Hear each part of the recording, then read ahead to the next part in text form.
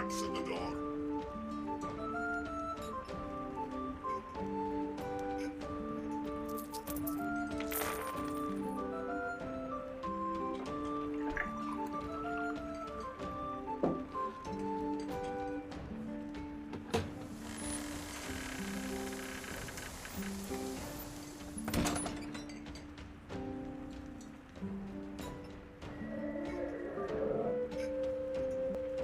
I was quite famous in my day. Perhaps you've heard of me.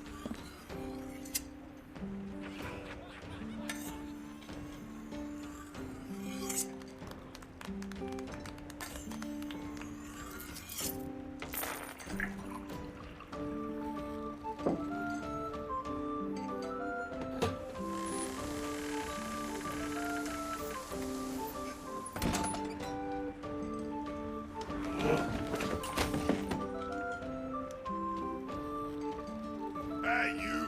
Leave your axe at the door. Oh, goody. Adventurers.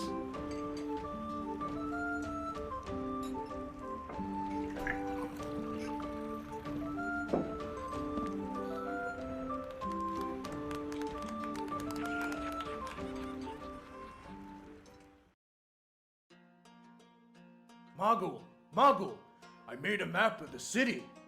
Here's me beating up Dane Firehand, and there's the sun, and it's happy 'cause he's dead.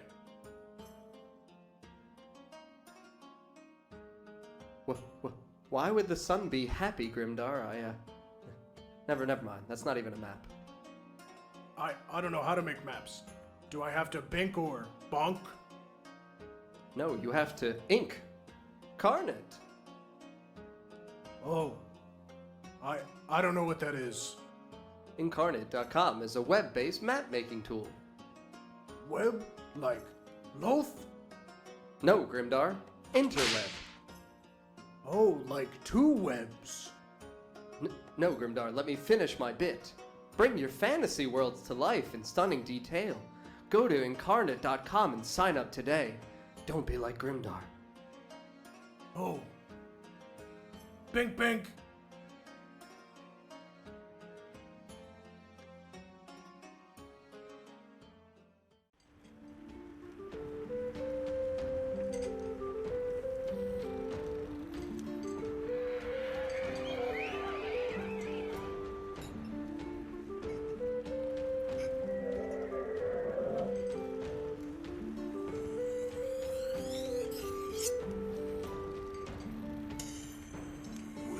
Look who it is. Oh, please, regale me with your tales. Bran, look! I found gems for games. Oh, no. Dice. Tarhan said dice. Do you want to play? Grimdar, what are you doing? You've thrown them everywhere. Oh, I keep dropping them. I need something to help me roll. Grimdar, what you need is a scroll rolling tray from Elderwood Academy. Mage Hand. The scroll rolling tray comes in 7 different colors of leather and 13 different unique image designs in 10 different foil colors. Oh, is that magic? I can do magic. You can also choose from 2 different wood colors and 6 different flourishes. Bran, I broke my dice. They're small now.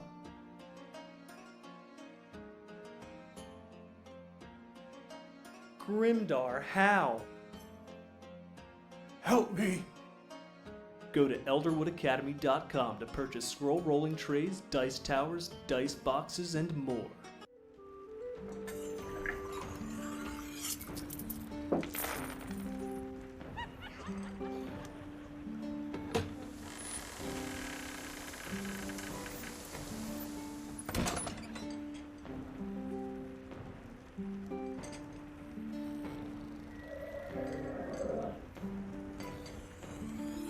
Take me with you. I can still swing a sword.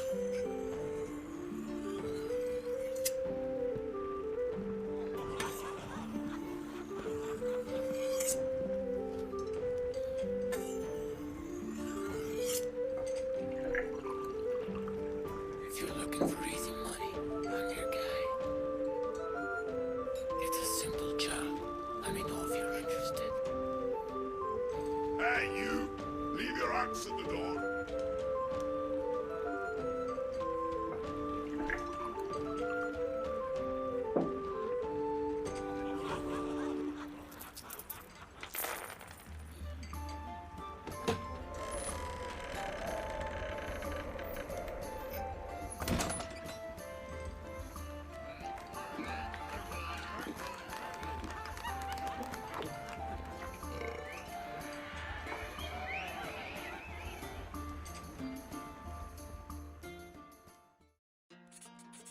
Tarhan! Tarhan! Help me! I broke my friends! Grimdar, you did what? I shrunk Bran and Isharad! Oh god, Grimdar, no. Those aren't. I'm so sorry, Tarhan. I messed up bad this time. Grimdar, these are miniatures. For games. Bran is a miniature? No, Grimdar. These are tabletop figures from Eldritch Foundry. Table top? Yes, Grimdar, for games.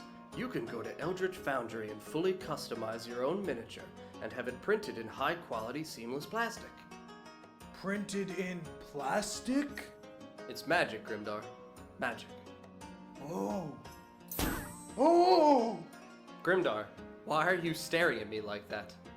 Oh! Go to bit.ly/notgreatmini to get your own incredible, customized miniature from Eldritch Foundry.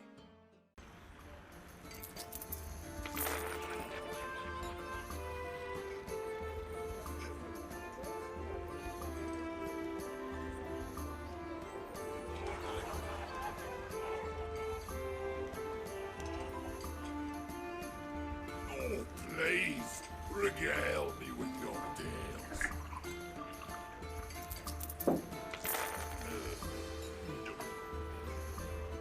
Beds are common and no magic.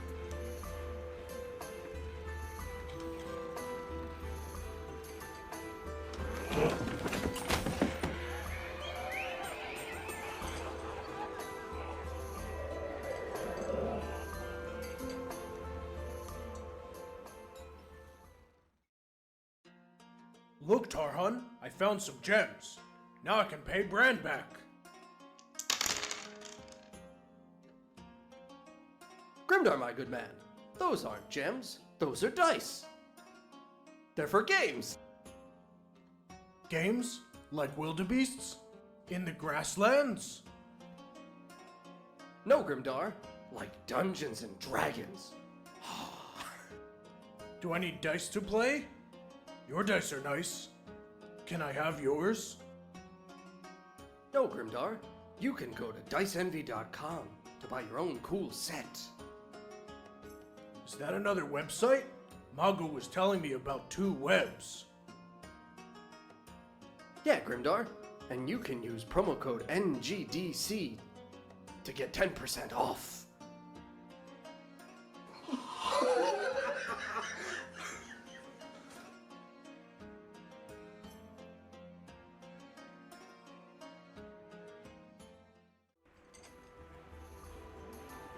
Hey, you! Leave your axe at the door.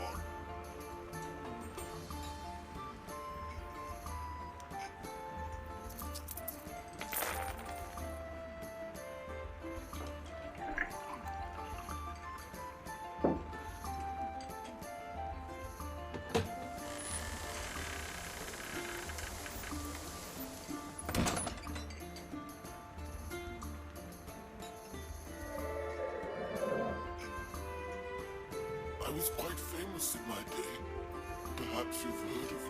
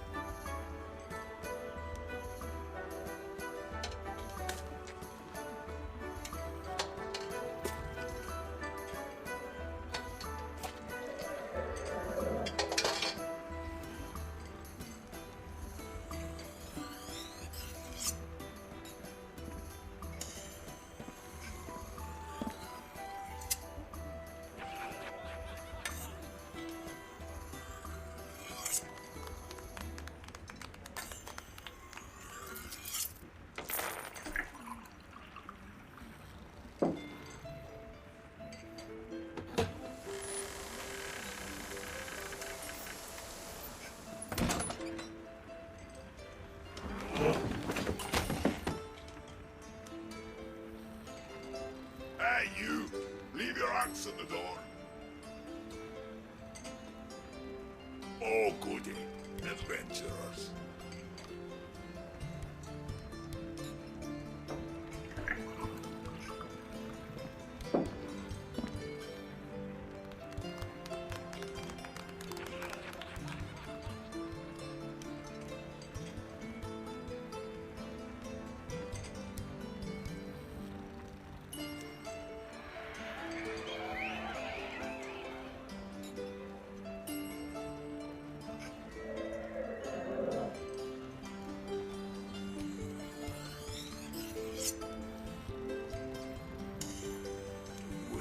Look who it is.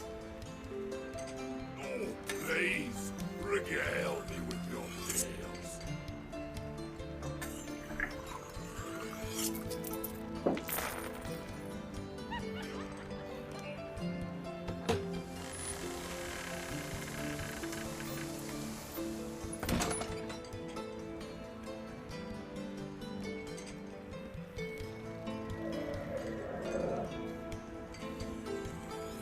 Take me with you.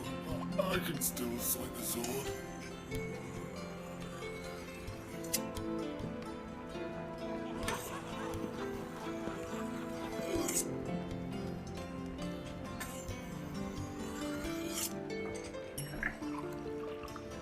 If you're looking for easy money, I'm your guy. It's a simple job. Let me know if you're interested. Hey, you! Leave your axe at the door.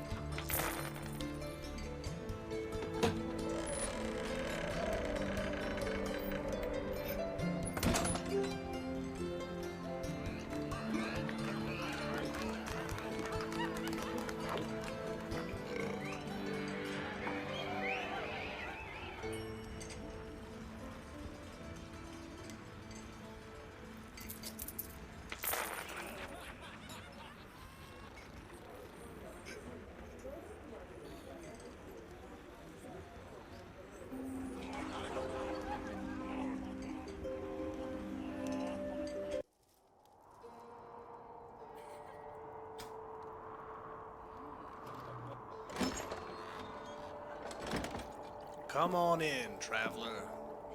Grab a drink. Ain't much reason to be here without one. But first, guns on the counter where we can see 'em. House rule. Alright then. Now, let's get to the part that matters. Wasn't so long ago that this world was simple. Twin souls rose over a land of dust and grit, towns rising from timber and sweat, fortunes carved from the bones neath the dirt. The Fey Frontier. Life measured by the weight of a harvest, the sharpness of a blade, quickness of your draw, the strength of a name. But then the sky split open. A cosmic river of neon light tearing its way through the stardust, carrying with it the echoes of an unknown somewhere. And when the light faded, they remained. the remnants. Vast metal ships floating at the edge of the sky, not quite still, not quite drifting. Lights flickering, patterns without meaning, signals with no reply. Waiting. The lights went dark. Faint. Forgotten. Presence known only in the places the stars refused to shine. Years passed. The first one fell, then another, until the sky itself rained fire and ruin. Oh yeah, RUSTFall. Crashed into the desert, into the mountains, into the sea. Twisted wrecks of metal and memory, humming with something that shouldn't be alive. Some called it a warning, a sign, a reckoning. They were half right. Folks here just don't know how deep it goes. But to those with hands on the reins, their truth was simple. Power. The kind that could buy the world or bury you beneath it. Cities rose from the desert like a mirage, spires built on sweat and ambition. Neon flickered against rusted steel patched over wooden beams, bones wrapped in borrowed flesh. The old and the new don't mix easy. Men even let the rust inside, let it take hold of their hearts, till stripped steel wires ran deeper than blood. A price without mercy for strength beyond reckoning. Power enough to unravel a man, mind and soul. Madness of the highest order. Though, the ones with all the answers will tell you that that don't happen here. But ask yourself, is that the truth, or just the price of staying on top? Rust ain't the only thing can reshape a man. The ones who hold the coin, the names, the power. They do their own kind of reforging. Break a man down, rebuild him for their purpose, make him useful till he ain't. The syndicates don't ask for loyalty. And if you ever wonder what happens to those refused, well, take a walk down the Narrows after sundown. But out beyond the lights, past the rail lines, beneath the stars, the wild still breathes. The frontier don't care for coin or syndicates. It don't barter in deception. Out there, the only currency that matters is just how far you're willing to go. Out there is where a man finds himself, discovers what it means to survive in a world such as ours. This is the world you step into, traveler. A place where fortunes are made on a handshake and lost on a shot fired too slow. A place where the rich grow richer, the poor grow desperate, and the bold, well, the bold carve their names into history. Here, old wrecks still whisper, dying engines grow beneath the dunes. Fading lights, desperate beacons in the pits, flickering with the memory of something no one was meant to understand. A land of steam and steel, neon and gunpowder, dreamers and devils, a world where flesh and dust meet smoke and rust. But you have a choice. You can wander these wastes like so many before you, another nameless soul chasing fortune or folly. Or you can make your mark in the sand. Drink up, traveler. Ain't no promise when you'll find a friendly face again. This tavern, in the lands of nowhere, if you only think about finding your way back, you're already lost. Sands of time ain't flow like that. Best sharpen those spurs and check those chambers. The Fey Frontier don't wait for no one. Get moving.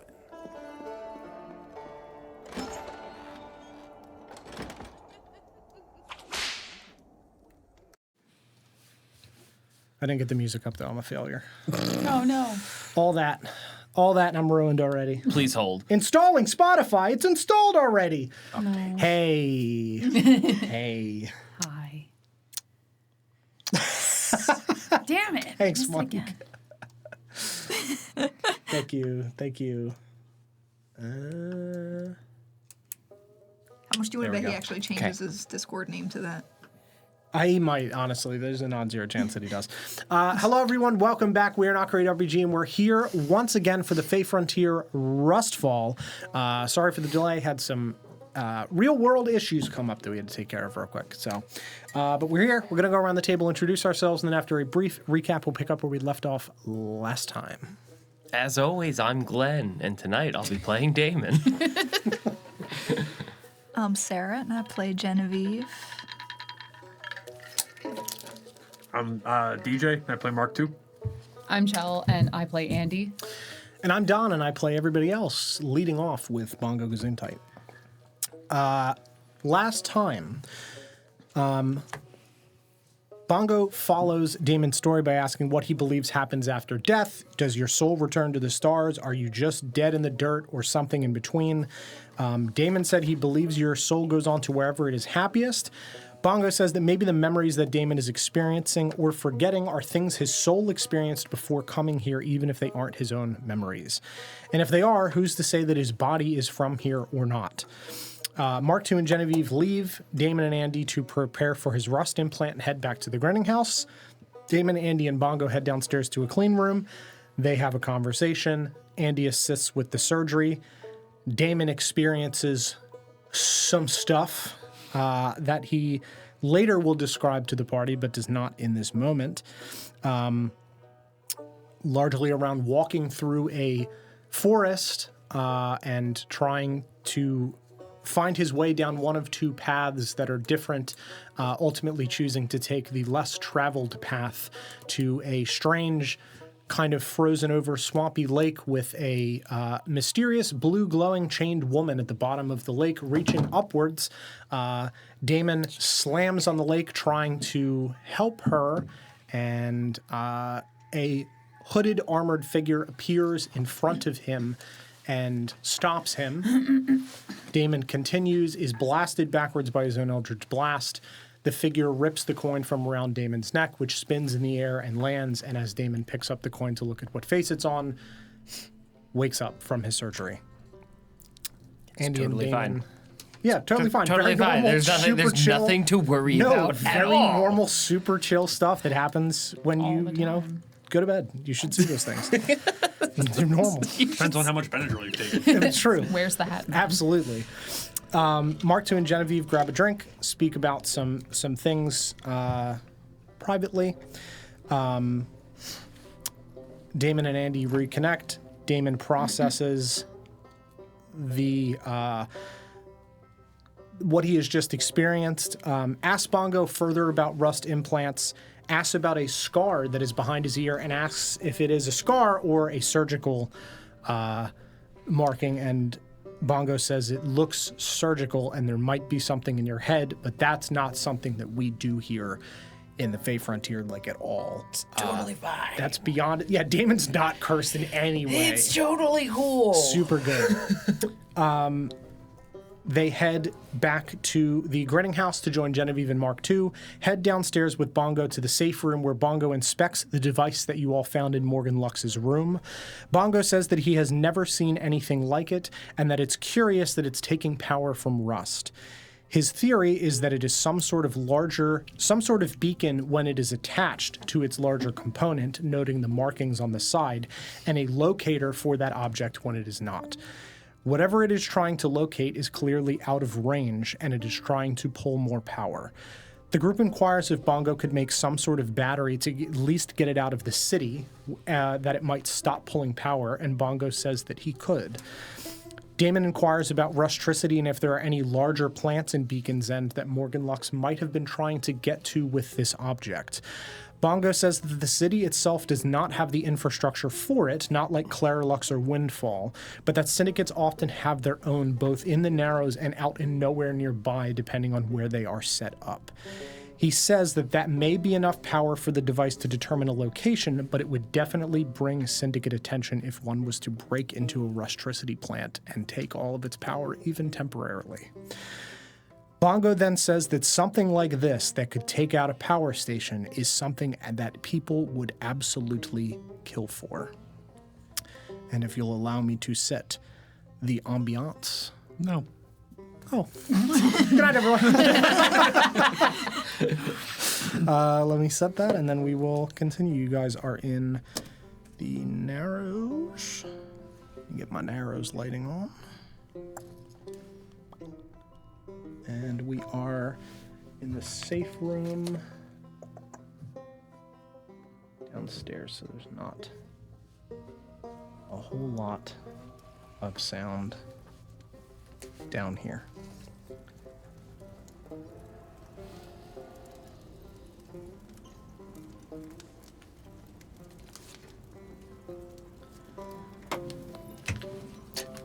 Something like this that could take out a power station, that is something people would kill for. Well, then we better do our best to keep it out of their hands. Do you imagine this is why Morgan Lux was killed? I believe so. Bongo doesn't know about Morgan Lux. Let me take that back. We Sorry talked about that. about him. Did you? Yeah. I mean, we probably explained where we found his stuff. Like where I we don't. found No, his- we didn't. 'Cause No, all I don't think you said- did. All Let me I take said that was back. we have a device. Yeah, Can you no, look that's at it? that's fair. He Yeah, doesn't know that. true. Sorry. Okay. Let me retcon that. Get the cobwebs out. He doesn't say that. My mistake.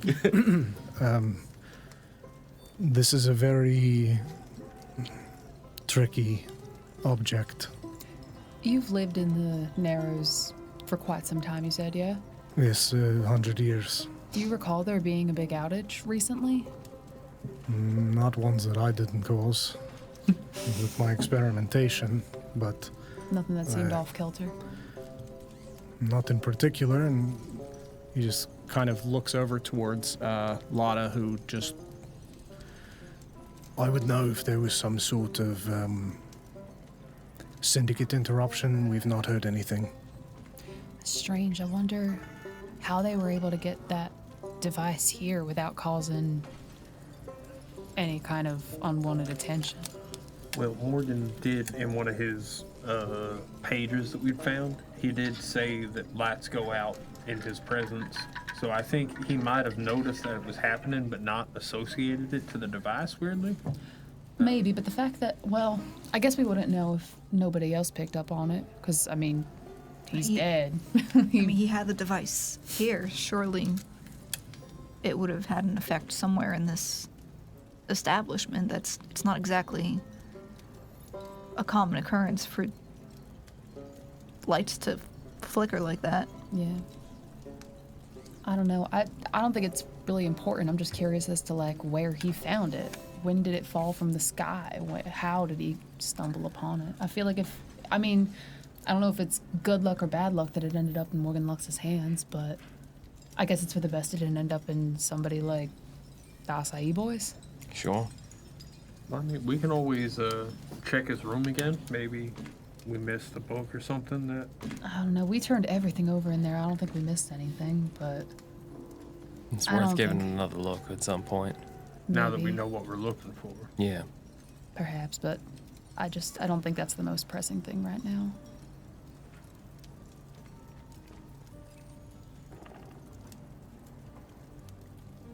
Would I know what a chimera is? Mythologically? That's a great question. What?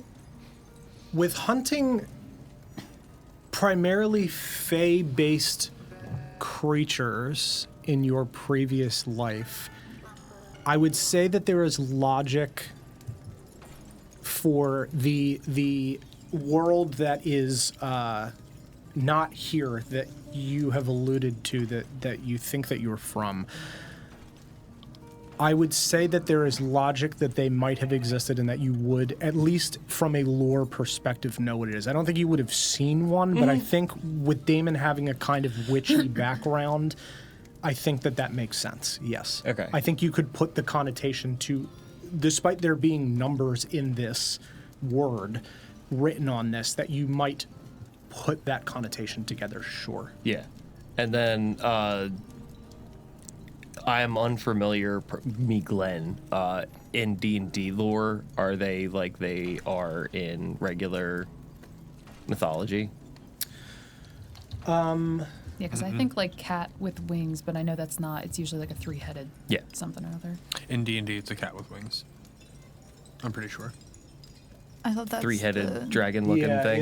It's like a lizard. I would say that it's not a exactly as it is in D&D lore. I think it's more of a like draconic hybrid. Okay. With cat features. The goat, I don't really want to include that because that just seems irrelevant. Yeah. Because I'm not basing everything entirely off of D&D lore. Sure, I think yeah. for what Damon would be familiar with it as some sort of draconic some sort of monster. draconic monstrosity. Absolutely. Okay. Yeah. Which part of it's a goat? It's Typically three the heads. middle. Oh, there's Yeah. oh, In D&D Okay. lore, 3 heads. Yes. Gotcha. Goat feet. In traditional lore, it's a lion, a goat, and a dragon? snake with dragon wings. Yeah. Okay. Yeah. In traditional lore. With this, more draconic monstrosity. Yeah. Yeah, absolutely. Do any of you happen to know what a chimera actually is? Would I know what a chimera is? Would any of us know what a I chimera would is? say none of the three of you would know what it is. Again, Hey, despite God. this being the Feywild, the alluding is that it's not that Feywild. Different. Several people have kind of alluded, you're probably not from here. Yeah. This isn't the same one. Yeah. So, yeah, I would say that you have never heard of or seen that and don't know what that is. What's this word you're saying? Well, because it was mentioned on the back of the box there. That's a bunch of Well- numbers and letters. Well, when Mark II had read it, he had said chimera. What is a chimera? Typically, it's a. I've only ever heard stories, but in the stories, it's some type of draconic monstrosity of sorts, an amalgamation of creatures meshed together. So presumably not a metaphor? Well, what I'm thinking is it could have been named after such. Like maybe whatever that goes to is a larger machine or a And ship. It's called a chimera. Yeah. And that may have been what Lux had stumbled upon. That was the piece that he could get out. Because part of me is thinking that maybe he was sent out into the wastes to try to find any sort of rust, came across this big device, Yeah. could only get the one piece out, and ran. And Bongo even said that sometimes it's almost as if this technology speaks to you. Yeah, I mean, and if he was already going through a bit of madness and was noticing the lights were going out, I would assume that would probably just amplify the craze, so. I mean, I don't know. maybe. But was Morgan Luxa out there looking for stuff? We don't do what? How much do we know about From what we his understand, day to day? yeah, from what we understand, he was sent out by Roland to try to find something. Was he sent out on his own, or was he sent? I mean, as far as I'm aware, I thought mainly the Scrabblers were the ones out there investigating. So, is it possible he picked it up from one of them? It's Maybe, possible. but I feel like maybe Barry would have known something about Morgan Lux's involvement with the Scrabblers. I will also say, just from a lore perspective, since we have not in-game talked about it that much, there are syndicates that go out and hunt for rust. That is a lore thing. We've not talked about it a lot, which is the only reason I'm mentioning it as a reminder. We've mentioned it maybe once or twice. Yeah.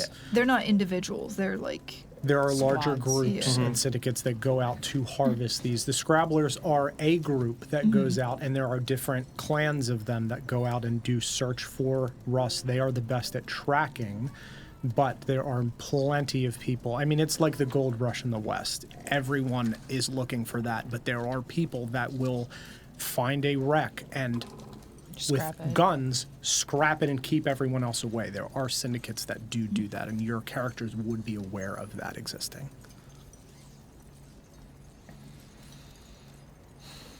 Because it seems as though written on the back of that, it seems as though that's the piece that it goes to, and that's just where my mind goes immediately. No, I think that's a fair assessment. I feel like every time we think we have one answer, there's so many more questions that get posed. It's the unfortunate nature of a mystery. I don't like it. I want the answers now. I mean, I think part of the... When are we happy with our answers? That's fair. When indeed. You can learn about something infinitely. Sure. One question leads to an answer, which leads to another question. Feel like ultimately for me, it's when it stops being able for me to do something about it. I think for me, it's when the scales start to feel like they're semi in line.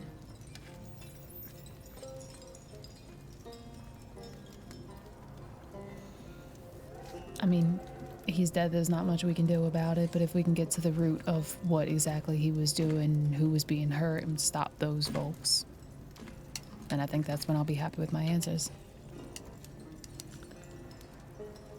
Because so much of this mystery runs up against things that I don't think any of us would have thought we would have been raveled up in. It's so much bigger than Morgan Lux. He's simply a conduit. He's a connector, but... So we have to figure out who was pulling the strings. And we know... It's quite the tangled marionette. Rolling... Bumble. Bum bum. I was like Grumbumble, Bum Bum. Well, we've had a lot of Grumbumbles. Rum Tum Bumble. Tucker, yep. Rolling drum tum tugger. Claudia would be happy. We know he's part of this, but...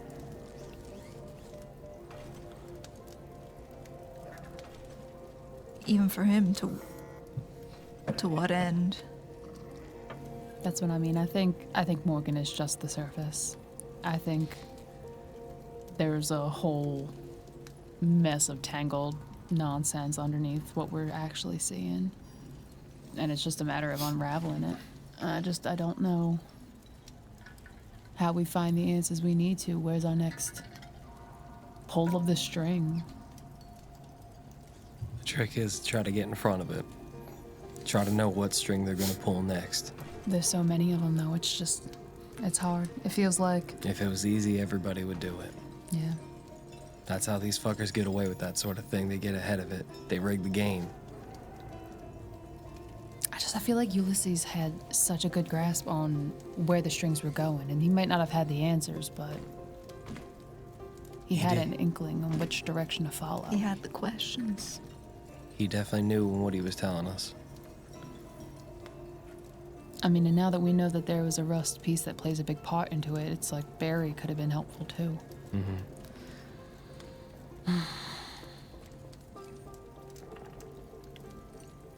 I suppose we got plenty of questions then. Did y'all do your part and come up with questions for the seance like I had asked? Yeah. Yep. Typically that's more helpful because you don't know how much time you got. It's better to have it concise and ready at the time. Go into this with an open mind. I don't know too much about resonance, but I know a thing or two about spirits.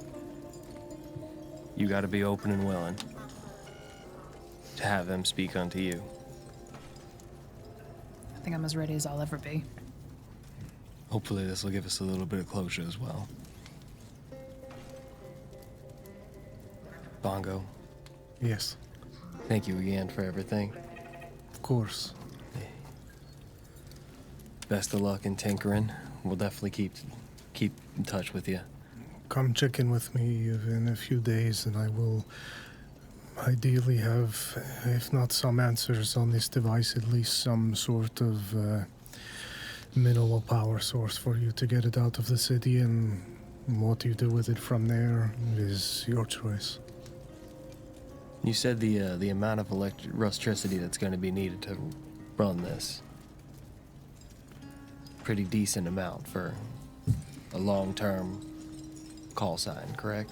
Depends how far away this whatever this is locating is, the more power, the further the signal strength will go, I assume. In your professional opinion, would you say that something of this size would be slotted into something much, much larger? From what we have seen taken off of Rust ships, this looks like it fits into a piece of one, certainly, some sort of larger device. Even something this size, why put a locator on something small unless it is incredibly valuable? It is either... It must be valuable. If it were big enough, you could just find it. Yeah. For visual purposes, Mm-hmm. I'm picturing almost like an NES cartridge. That's what I'm thinking. It is, but much bigger. It's like this height and width. Like a tablet-sized NES cartridge. Yeah, with it's the like a screen on. big Like a book size, you said. dictionary, like giant dictionary-sized box. Is it like a cube or like a? It's rectangular, like Okay. a book would be. It's longer on one side than the other. Okay. And the Like, is it something you can like hold, or is it more of like a? you can get your hand, like it's you're kind of supporting it. Yeah. It's hefty. It's not something that you're like carrying around for fun. Like this is a heavy device. Like one of the dungeon tile boxes. yeah. It's huge. Yeah, that's a good sizing for it actually. It's big. Yeah.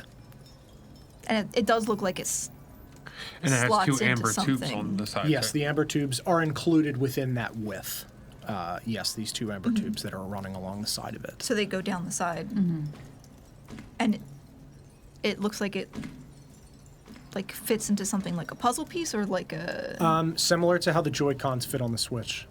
For Like it the would just Switch one, slide where they onto- slide in. There's Grooved grooved slot. slots on Yeah. the side that are kind of like a key that they are, whenever you have any type of thing that is only supposed to go with one thing, it's grooved in a way that it's not just straight up and down, that you could just slide it into anything. Like it's gonna like. Right, like it's going to follow a path to kind of fit in, like a key would. Yeah. Yes, absolutely, yeah. Like the grooves on the side of a key would that are not straight. Okay. Yes. Cool. Yep. That is a good visual representation of what that is. Yes. Well, until next time, Bongo. Good luck. Thank you. Suppose we're going to be meeting the Baron at Chimes? She's coming here because She's the coming here. resonance is here. Ah, gotcha. So you guys. Oh, would be so we're meeting probably her going to go meet up in the private room then? Yes, correct. Okay. Yep. Which is just up the stairs and in the hallway that you were in. Yeah. Yeah. I would assume we'd probably Yeah, I suppose we'll head upstairs then. lead the way. Very good. Yeah. You guys head back up the stairs and into this, once again, private room that opens by pushing a panel in the wall and kind of swings open.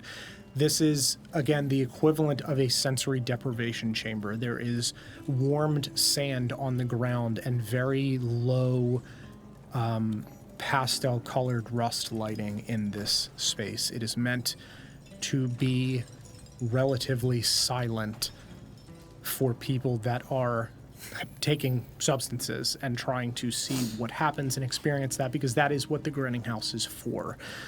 It also serves this purpose of, if someone is... It was offered to Barry originally to try to analyze something to listen to resonance on behalf of Chime.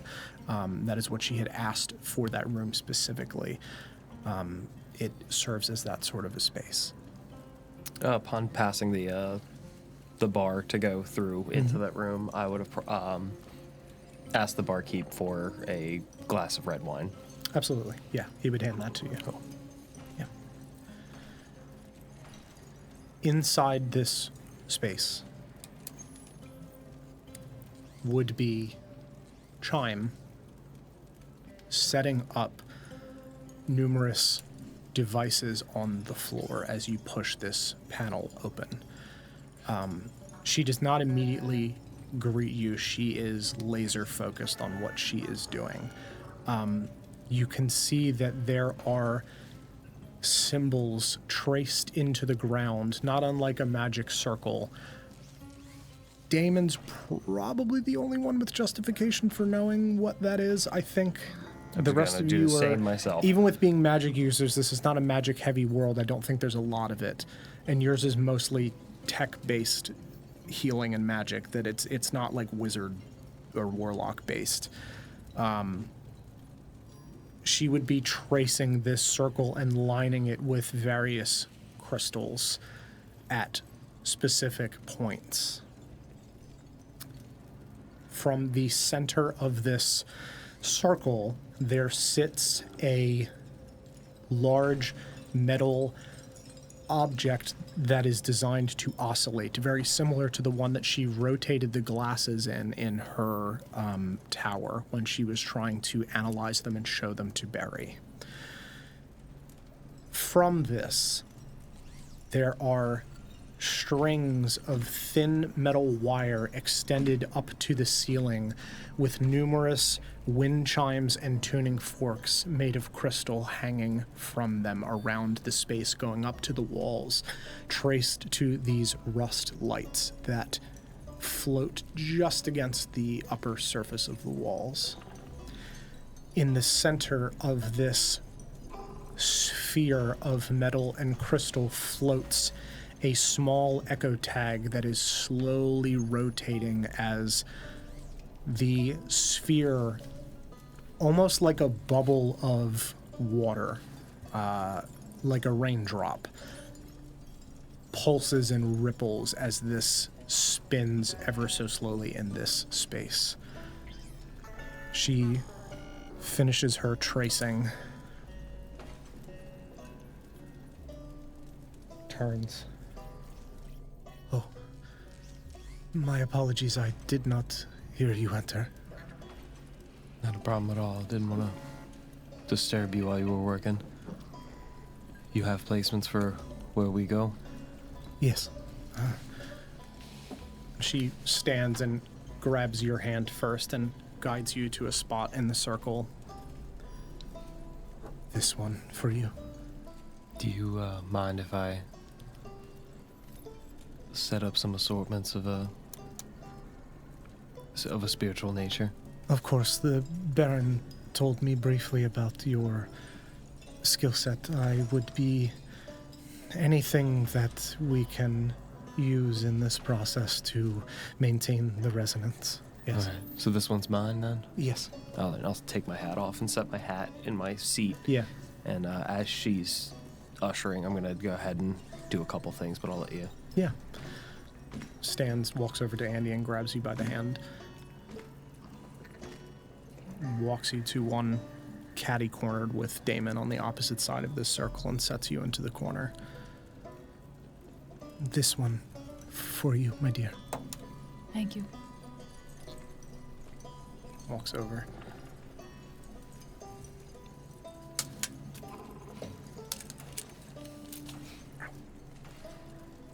I think this one for you. The blue crystals match your eyes. I think that will be effective for you. Thank you, John. My dear. So, what are we talking to here? Is your friend is not here. This is what remains. The echo, the resonance of his form, his figure, his spirit has left a trace on this place. He lay here. This is all that remains. We may get pieces of his last moments Probing with questions may invoke visions, but it is difficult to read without a body. But I will act as a guide and interpreter for the resonance with some assistance. And she reaches into her shirt and pulls out from around her neck a long, slender vial with these, like, shimmery, iridescent white crystal shards. Drift glass is used for melding of the minds, sometimes used by interrogators to dig deep, but in this case used to find what of your friend remains and allow all of you to bear witness to his resonance. To say goodbye to the piece of your friend that was left here in the sand.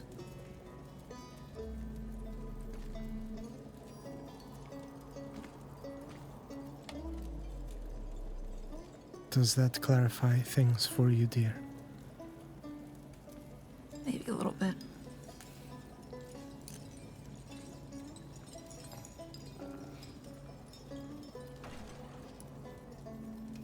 I have a place selected for you whenever you are ready.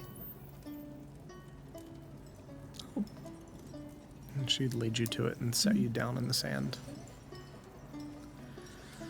Is Chime sitting in the circle? Like, if we are seated in a circle, is she sitting in it?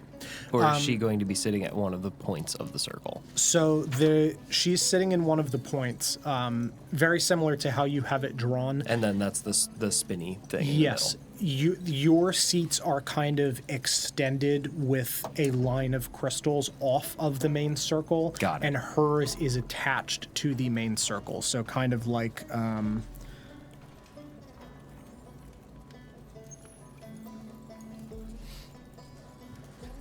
like that. With more of the filigree that you drew for the magic circle aspect, but hers is physically attached to the circle. Yours are attached with crystals in the sand. I look like I drew an exploding person. A little bit. It looks like Whoops. a little Mine rat. kind of looks like a little turtle guy. So, He's going, whee! This is somebody's been exploded. but yeah, so that is what that space looks like. She is in the attached piece. Yes. So to do my preparations for this as best as I understand it, I had the Baron fetch me extra candles. Yes, of which there is a crate of them outside of the door. Right. I would have grabbed the candles, and I would place the candles in twos next to each person, putting an extra candle next to people that I think that he had the strongest connections to. Sure. So I would place an extra candle next to Chime, and I'd place an extra candle next to Genevieve. Yeah. I would then take some various herbs and crush them and line them along where the candles were set. Yeah. And I would take the remaining bit of the herbs and I would put a little pile in an empty spot within the circle next to the glass of red wine. Hey, Jan. Yep. You known him for forever, right? About that, yeah. What was his last name?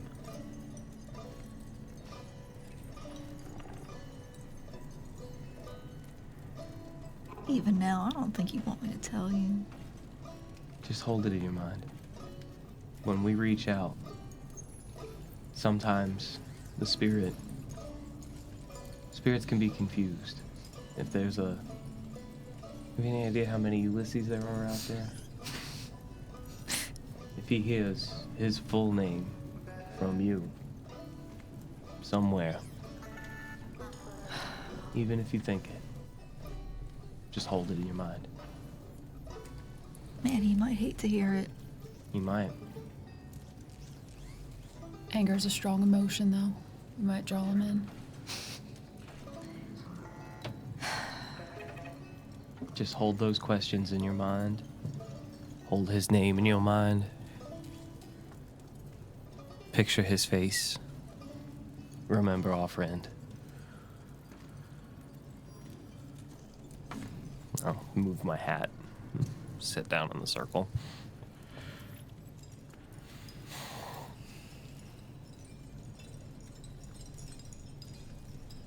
I'll light some incense as well. And I'll mutter some nonsense under my breath, too.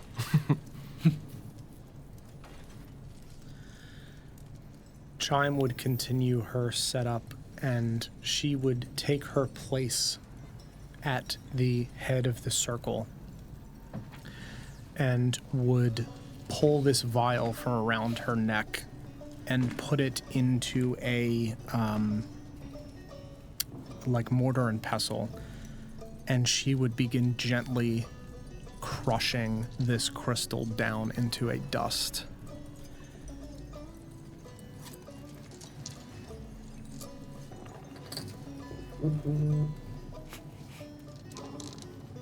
We're seated on the floor, correct? Yes, seated on the floor of the room. Yeah, I'd be seated with my legs crossed. At this point, while she's preparing, my eyes would be closed, and I would literally just be like mouthing words to myself, like I was performing an incantation or something like that sort. Yeah.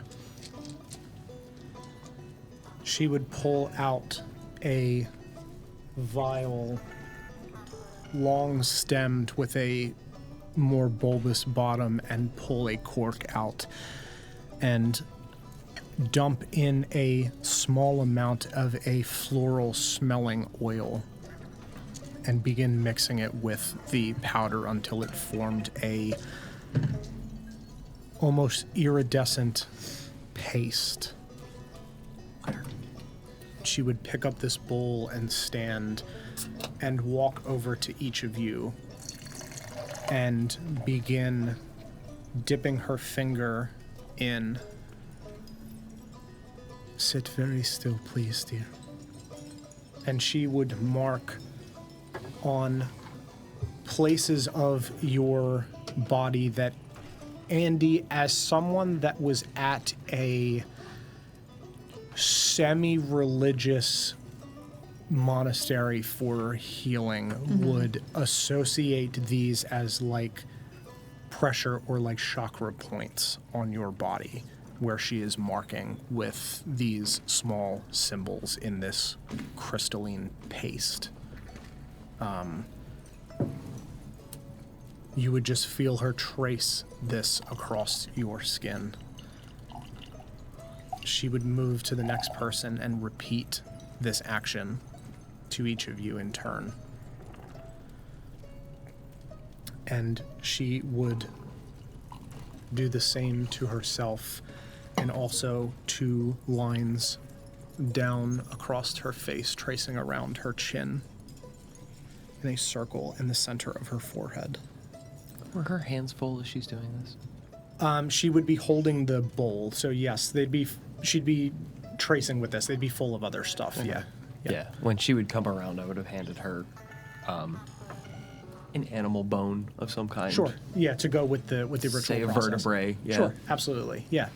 Yeah. It's a mixing of the 2 seance aspects, which is cool. Yeah. Damon's idea here is I don't know if mine's going to work. I don't know if yours is going to work. Yeah. But if we do it together, maybe we'll give ourselves the best chance. Whatever we can do. Yeah. She pulls this vial out from her shirt again and breaks a small fragment of that same crystal and places it in each of your palms. When the ritual begins, we will in turn place this small fragment of crystal under our tongues. This, along with the markings, will aim to meld our minds. Mark 2. Put it under your robot tongue. I don't know if I have a tongue. That's the buzzing dorky. You have a whiskey receptacle. I got a mouth. You do have a whiskey I receptacle. can put it in my mouth, but I don't know that I have a tongue. I think if you place this inside of your mouth, it will perform the same action for you. It is about connecting to the areas of your body that transfer energy down into yourself. I think it will work for you too. It's not sublingual, it's sub-receptacle. Yes. You can drop it straight in my mouth then when we're ready. Perfect. Thank you for clearing that up. Appreciate it. Thank Of course. I had not considered that. Does he have like a robot tongue or Regular mouth. like I don't like that. I don't like robot tongue either. That means that his maker created a robot tongue, and I don't think I like that. You know what this robot need? He need a tongue. Can't You tried also to give me a vibrate setting first. I don't know if you remember that or not. Yikes. Anyway. Yeah, I don't like the connotations that that invokes. Mark II, you look simply ravish this evening. Now you tucking your scarf behind your ears. Oh my god. To DJ your fisto. From New Vegas. It's fine. As Chime clarifies that for you, she walks back to the center of this circle, to the edge of the circle, and sits cross-legged at the head of this circle. Takes the piece out of her palm and holds it aloft, and gestures for you all to do the same.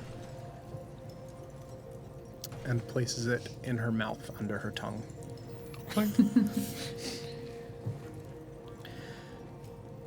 And as you sit,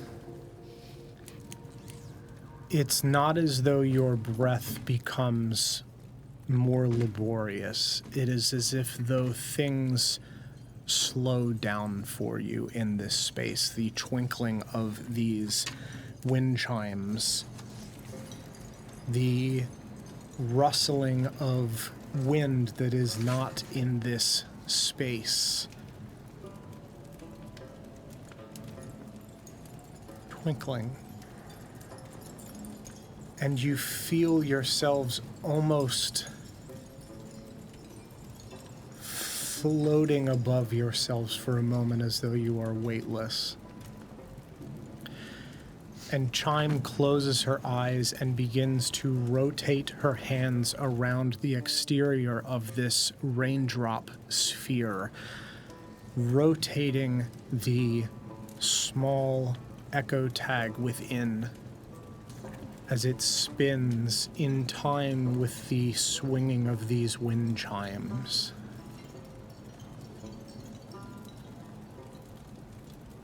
We search for the spirit, the resonance of the one who perished here.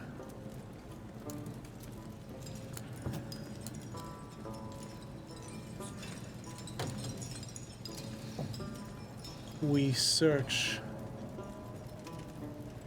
for one journeying to save many. One whose resonance flowed in time with those here.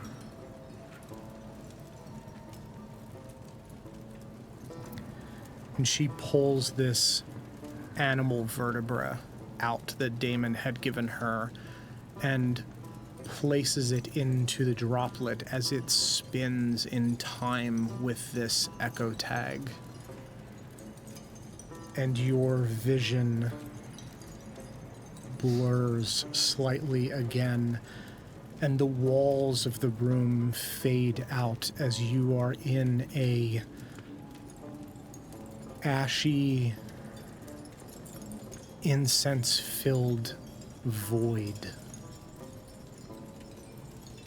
The circle, the sand, the crystals, all still floating in this windless space as Chime rotates her hands around this sphere.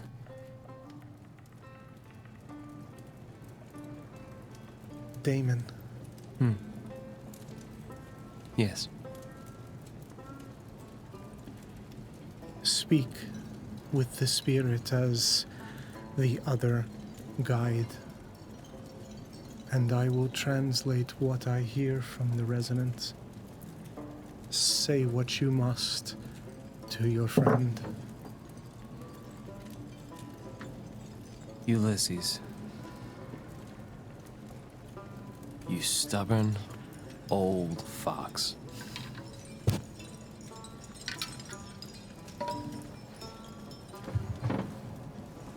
I hope you can forgive me for disturbing you in a time when you finally found peace. I only do it because I feel as though I need guidance, and I trust no one better to guide me than one who's walked the path before. Someone of your renown, your talent.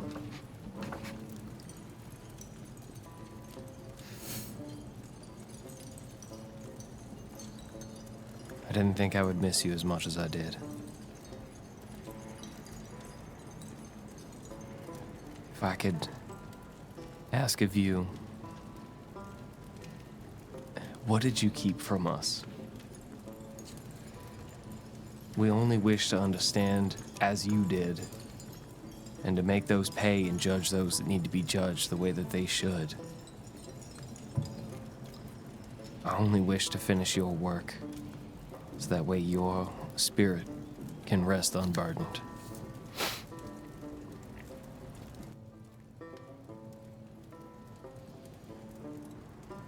Please.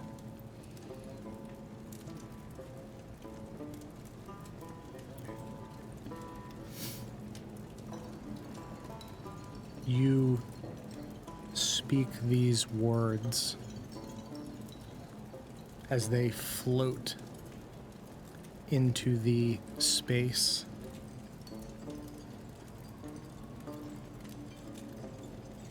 The spirit seems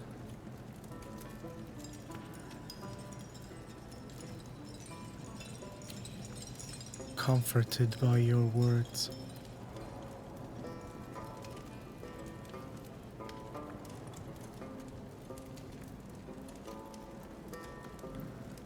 Roll a d20 for me, please. Forgot about that part. I was like, am I doing it or are you doing it? 13. 13. Okay. That's my spiritual modifier.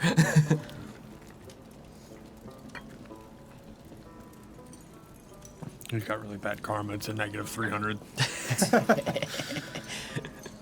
Chime begins to karma mechanic. rotate her hands around this sphere as the wind chimes pulse in and out, almost like breathing.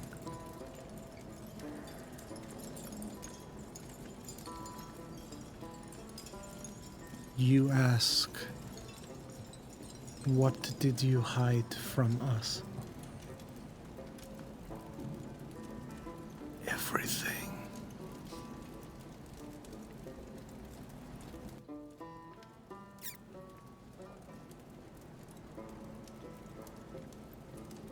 In this void, you see the vision of a small town square with children running about, fountain at its center. And you see a young orange fox boy leap from the wall around the fountain, chasing after another younger child that to all of you would look like a young Genevieve. Is he orange or blue? Orange. Oh. And you see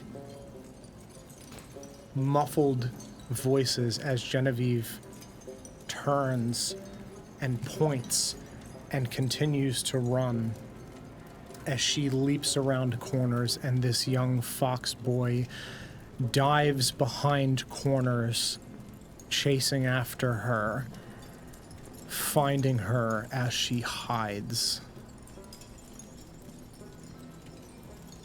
You see her run down a dirt path and duck into an abandoned building at the edge of this square. Signpost for the building swinging back and forth in the breeze. She presses herself up against the wall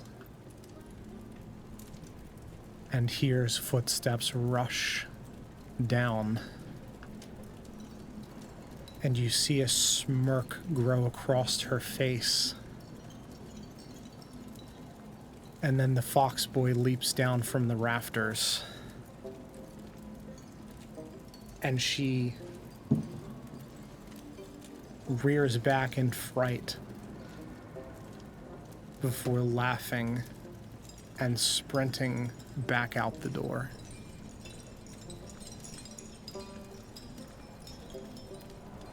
Vision fades to a void again.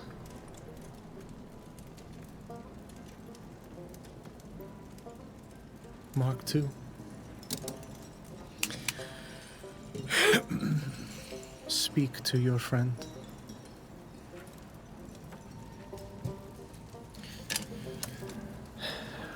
Well, Ulysses, buddy, I'm not really sure how this type of thing goes. But you know, I miss you. I wish you were here with us.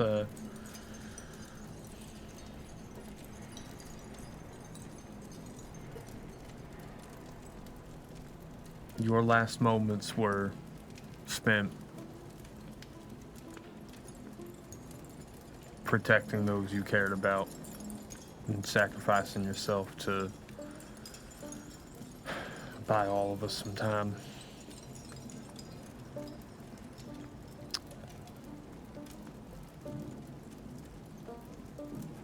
I will not allow that sacrifice to go in vain, so I'd like to make sure I carry on your memory and legacy with us as we continue down this path that you've sent us on.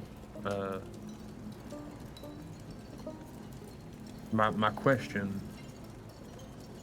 I suppose I would have for you, is did you leave behind any notes or research other than what Barry took? Go ahead and roll. D20.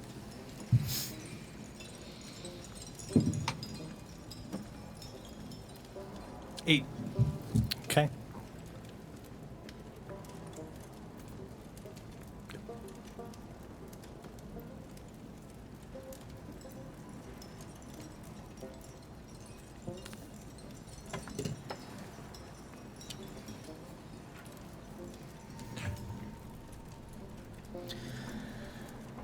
Chime once again rotates her hands around this sphere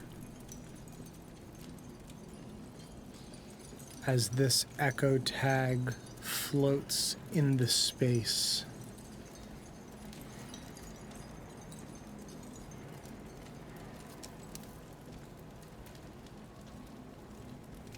I feel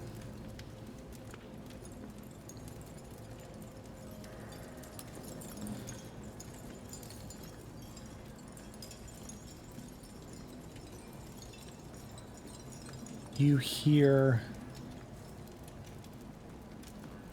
where he was, and you hear the creaking of a rocking chair and the crackling of a dying fire.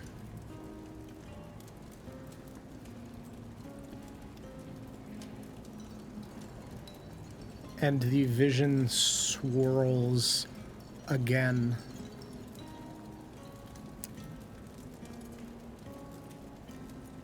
And you see a city that all of you would recognize as Las Vegas. This would be tucked into a corner of a burnt-out street full of glowing lights.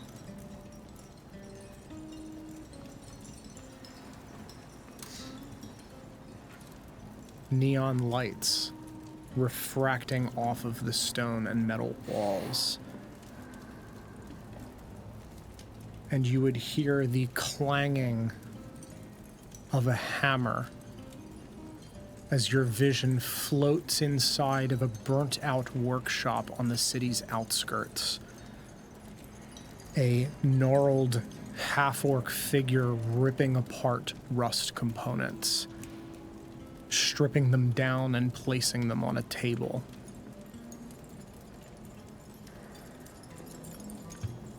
And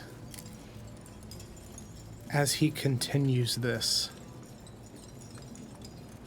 he reaches into the forge and pulls out with tongs a brass mask and plunges it into icy water, holds it, and places it at the edge of a table. You would recognize this as the mask of Mark II, not patinaed.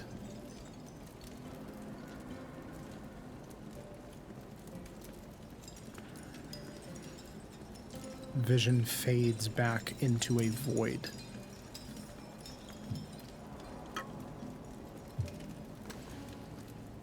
Andy, speak to your friend and ask your question when you are done. Ulysses, I've embarked on this journey to try and make sense of the world and to try and understand the evils that surround us, find their roots, and rid this plane of their cruelty. I may not be the quickest learner, but damn it, Ulysses, I'm so sorry. So unbelievably sorry that it took for your death for me to understand you.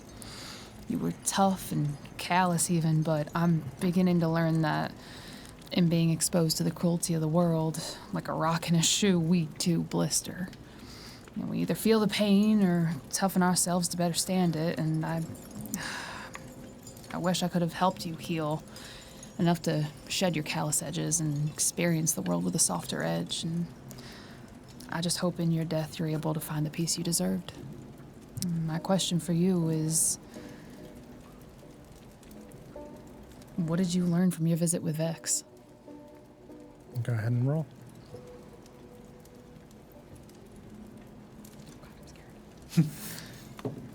Just roll high. 18. 18. The best roll so far. Too high. You get nothing. Try again. Eldritch Horror. Roll for initiative. It is John. Oh, God. Chime once again rotates her hands around the sphere, rotating the echo tag, twisting in time with this fragment of bone, as if they're connected, rotating in 3D space. The wind chimes breathing in and out now towards the center of the circle as she twists her ears and twists her tuning fork.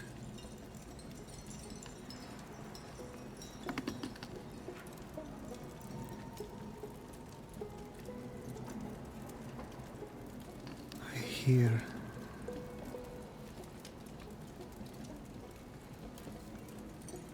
clinking of mugs.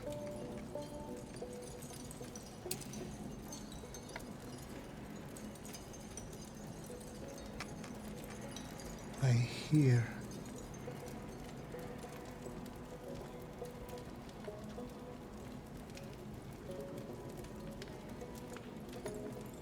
laughter.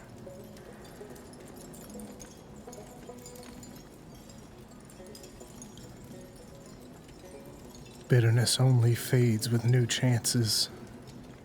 It ain't over for them.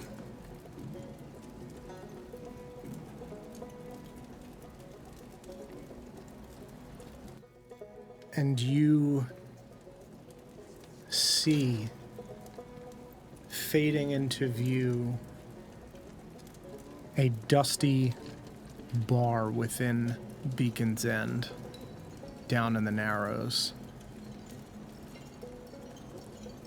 You see the figure of Vex Lareth sat leaning on the bar, looking at Ulysses.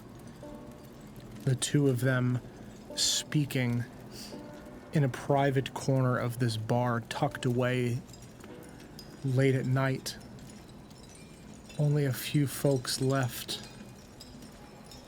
You see people clinking mugs and laughing in the corner, blissfully unaware of the conversation taking place just on the other side of the bar between two figures, so concerned about the world.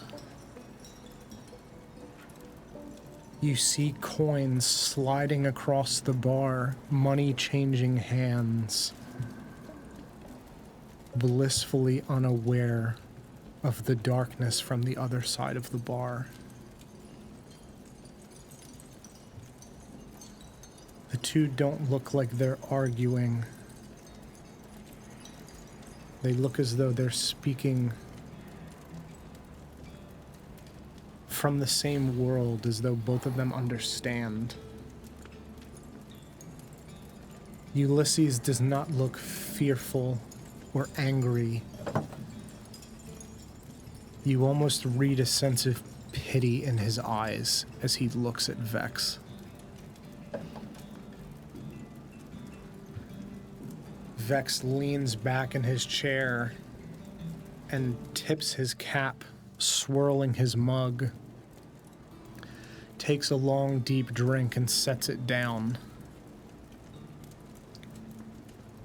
and mouths the words, "I don't want her dead."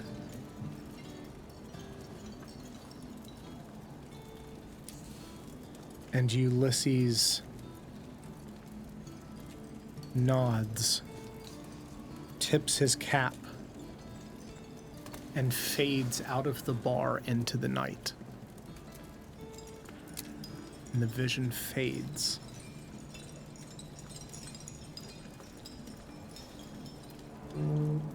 Genevieve.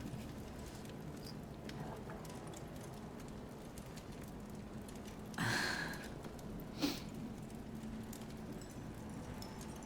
guess it's my turn. Ulysses, I'm sorry.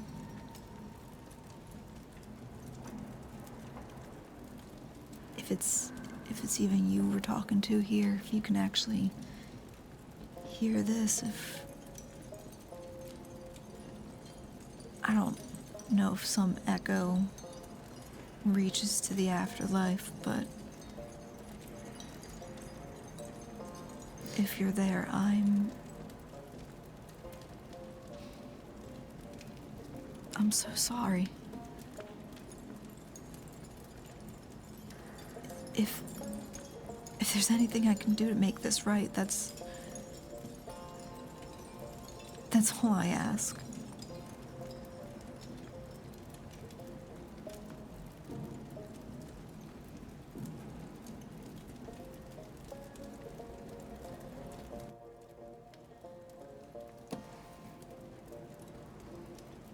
Do you have a question, or was it just, is there anything I can do to make this right? How can I fix this? How can I fix this? I mean, I know you were trying to. You seemed like you were looking for vengeance. You didn't give us much to go on.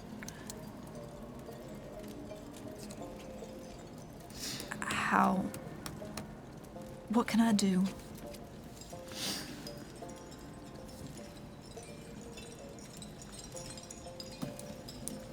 What can I do? Yeah. Okay.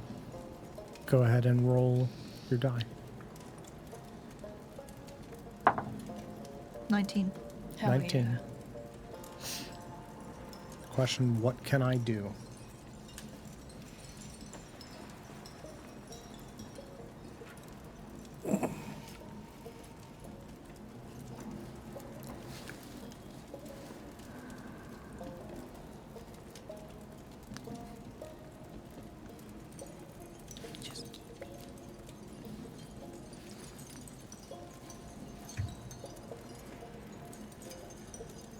You see this raindrop pulse and bubble inward as Chime continues to rotate her hands, as though it's not shrinking, but being compressed like a balloon in spots.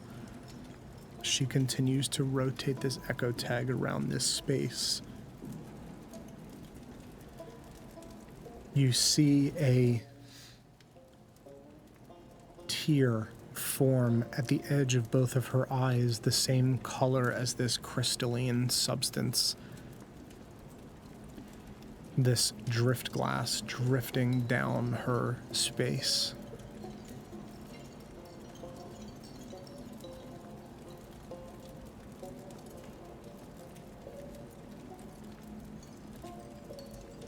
His resonance is beginning to fade.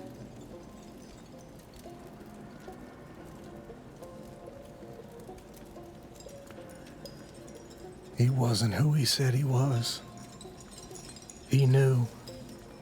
He wanted me to join.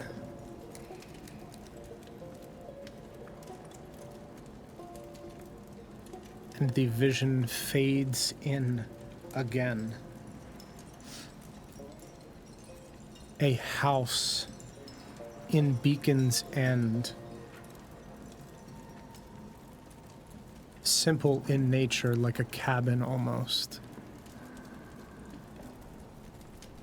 You see a rocking chair sitting motionless against a slowly dying fire, the embers just barely lighting the space. As the soul light pours through the slightly dusty covered window frame. And in the motionless rocking chair, the body of an eaglekin, hands crossed, a retired FBI badge sitting on his chest.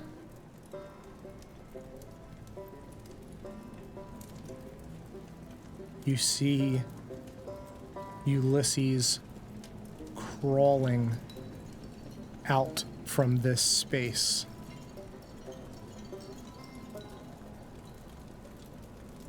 Crawling out of this house. Almost stumbling.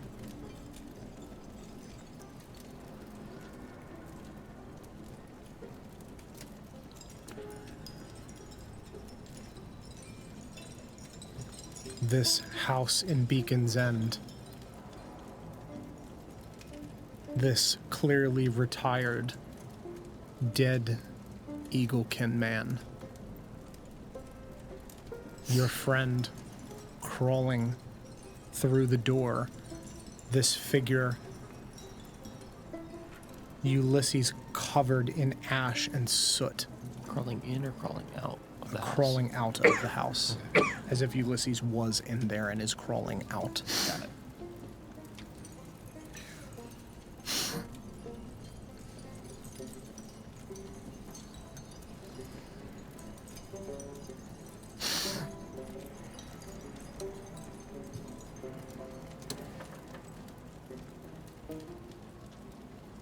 This eaglekin man, motionless in the chair, blanket over his legs,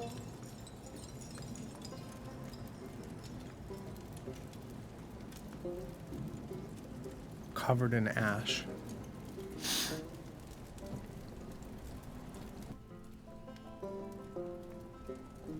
Vision begins to pulse and warble and fade and focuses just on that retired badge swirling out to this house topside in Beacon's End and fades out.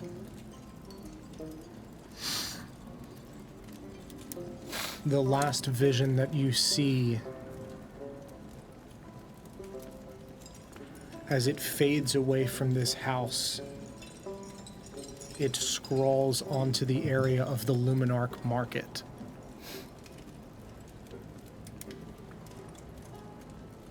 Kind of in focus on this house as it pans backwards.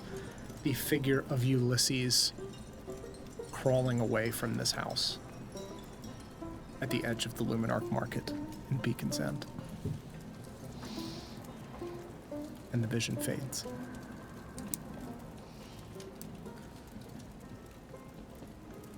There is maybe, if one person more wishes to speak, I can offer maybe one more question, Jim, before it fades. I think that should go to you.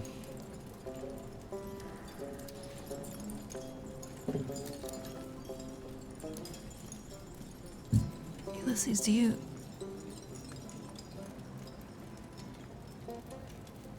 want people to know who you were? Go ahead and roll.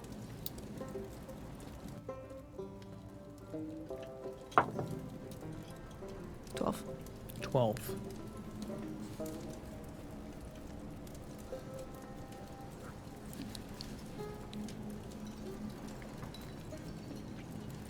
As this raindrop of water really begins to pulse in and out now, losing its figure as droplets begin to fall, hissing onto the sand, almost turning it to glass in spots. As Chime's hands continue to rotate, spinning these objects in the water. Hisses of steam rising through the space, filling this void that you find yourselves in, this almost comforting darkness, like a warm blanket on a cold day, almost weighing you down, dragging you down, back towards your forms.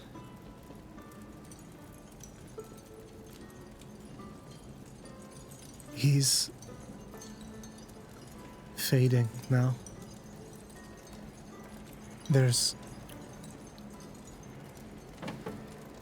I can't see.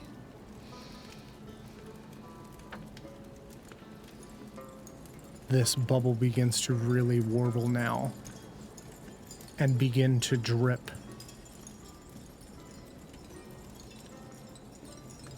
He just feels lucky again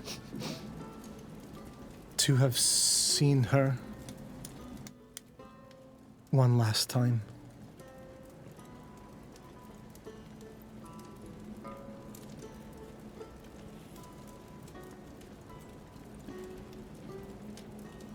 And with a whoosh,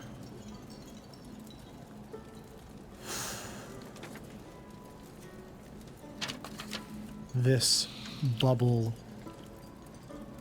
slowly inches its way towards the sand like melted glass, stretching almost like the clocks in the Dali painting. As everything in the room, these crystal structures begin to elongate and stretch as they snap into position again, twinkling, pulling themselves towards the center. And you hear a low rumble as gravity almost pulls itself towards the center of this circle. Nerf.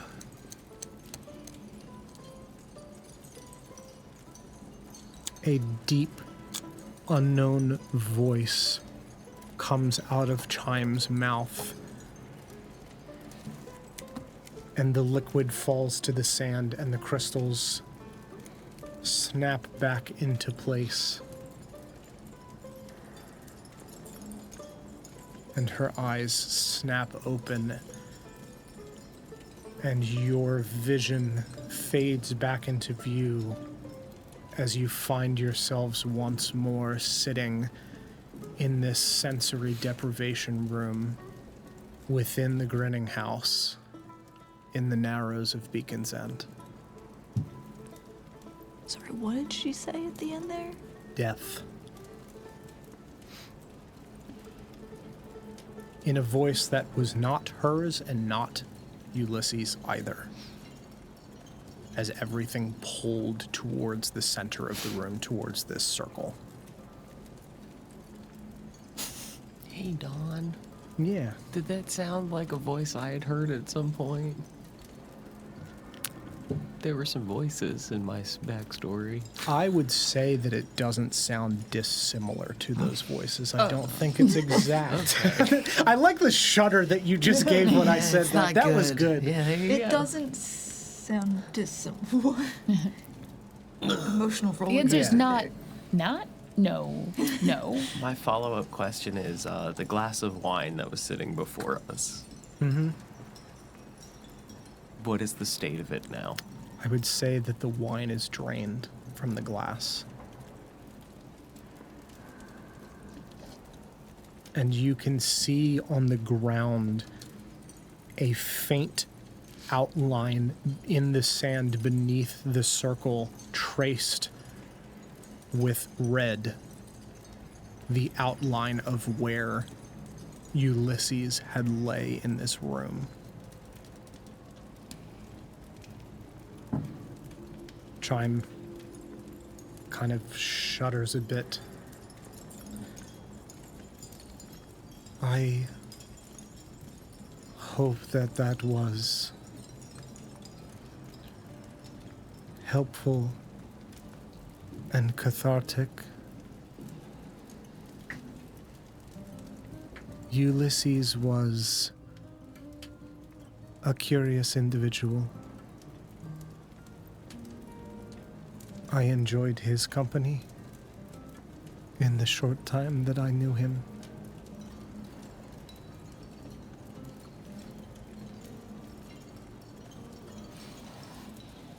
Thank you for your assistance, Damon. Thank you. Thank you.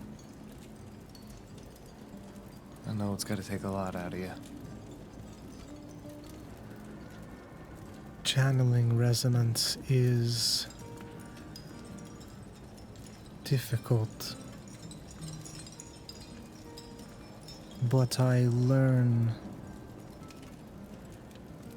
For every footstep I walk and every path I go down helps me to be more in tune with the dirt beneath my feet, the sand that blows in the wind,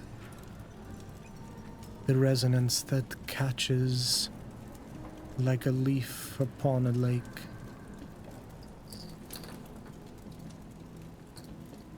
It is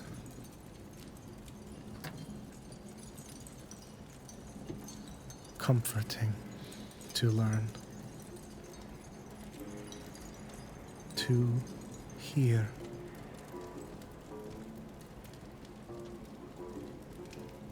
To feel so many other lives.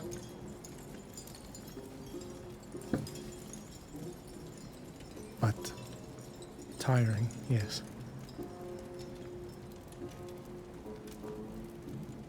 I would hate to be a bother, but got a couple questions for you. if you have the time and the energy. Of course, I imagine for most of you this is your first experience with a seance aside from yourself, Damon. I imagine many of you have questions. These things, interpreting what you all saw, will also help me to learn to speak to the resonance. Did we all see the same visions? Okay. Yeah, everybody, that's part of the drift class, is everyone experiences the same thing as a melding of minds. Gotcha. We're able to see and hear. Yeah. The roles essentially determined whether you got a vision from the resonance of Ulysses and to what quality that may have answered your question, or something from the individual whose minds are being melded in the case of Mark II.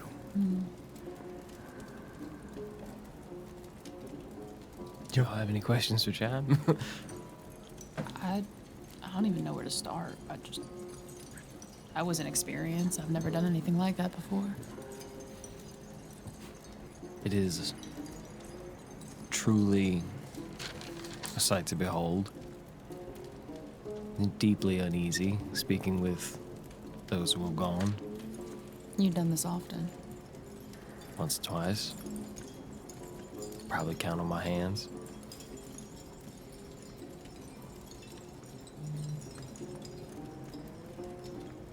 I've got a handful of questions, but I don't know if they're for Chime.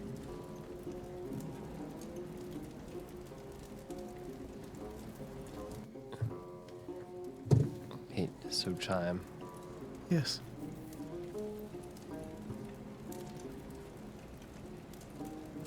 The night before it happened, Barry and Ulysses came to you. Yes. What did they talk to you about? They came with the Baron. They wished to exchange echo tags if one might have been lost. Should either Ulysses needed to find the Baron or the Baron needed to find Ulysses. Admittedly, I had these tags already from my own listening. Though out of respect for the Baron, I did return hers to her. But I can always listen again. It is a way to keep my skills in tune, to find resonance that I have no record of, to keep my memories and skills in tune. Sure. Now, you have Barry's resonance, correct? I do not. You did not exchange with her? Only Ulysses and the Baron exchanged. Do you have any idea where Barry went?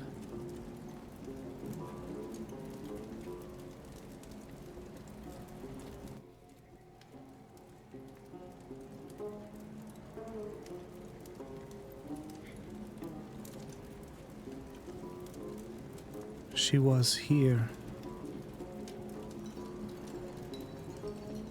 She stands and walks to the back of the space,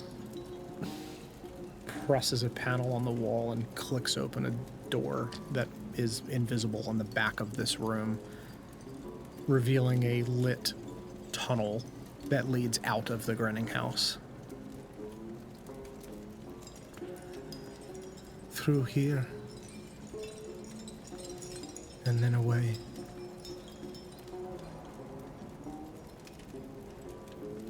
Where does this lead? Is the Baron present? Okay. Probably out of the city if I had to guess. Probably heads down to wherever the Baron's tunnels go. good way out of the city without being seen.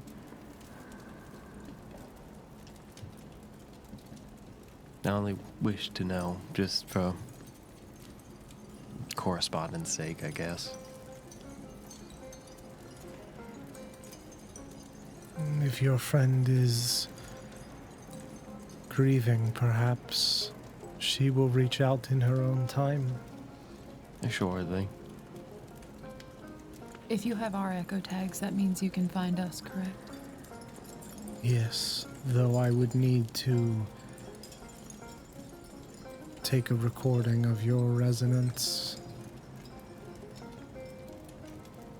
But yes, I or someone like myself could locate you, yes, based on your resonance.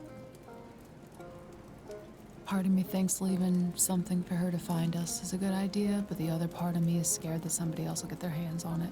And I don't want anyone knowing where I am, that I don't want knowing where I am. I understand your apprehension. I don't want to be traceable like that.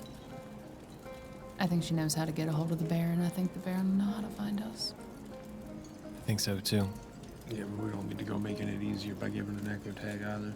Yeah. We already ran into that issue trying to track down stolen echo tags, so. Yeah.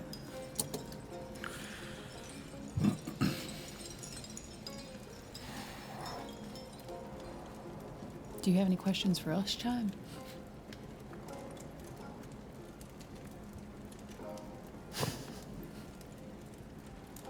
How do you feel about what you saw? These visions of a multifaceted individual and one of what I presume was you. Resonance can get tangled as they weave themselves together. When things work in harmony, then things are at peace, but when there is discord, it can cause madness. I mean, as for what Ulysses essentially showed us, if I thought he was a confusing figure before, I think this just solidifies that for me. I think it's very on brand for Ulysses to not give us direct answers per se. Cryptic is in his nature. It is not even in direct answers from him. It is asking questions of what remains of your friend. The moments of his memory that flash through his mind at the moment of death. Things that were left behind as the strongest pieces of what remained. There is no body, no spirit to speak to directly. You speak only to an echo of a ghost. I'm glad we were able to get something. Absolutely. Jen, you were so tiny. You should have seen Ulysses. I did. Why was he orange? That's what color he was. That's what color he is. Also, his name wasn't even Ulysses. You said know who he is. He's been undercover this whole time. Who is Ulysses? I called him Lucky.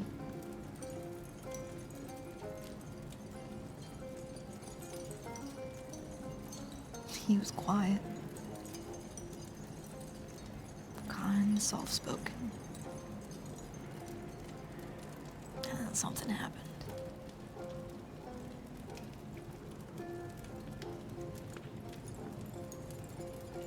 When I met him years later,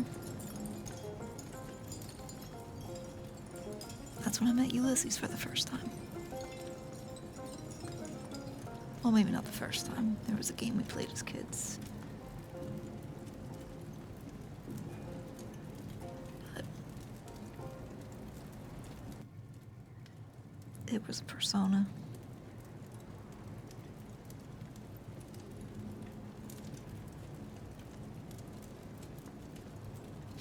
You said something happened. Changed him. Yeah, something with his brothers, I think, but he never gave me the details. Just left a note saying next time I see him, he wouldn't be the same. You know, sand is just sand until it's exposed to a great fire. An intense heat. Making it hard, becoming glass.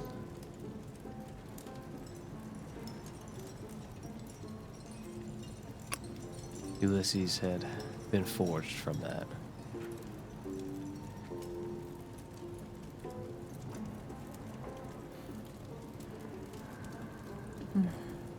You hang on to those memories, Jan.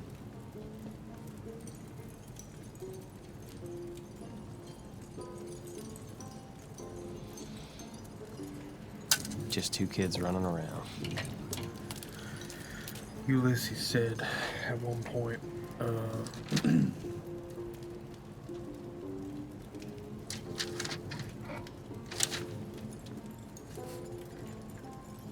he wasn't who he said he was. He knew he wanted me to join. Do we think that was about Vex? Hard to tell. If I remember right, that answer was given in response to what did he discuss with Vex.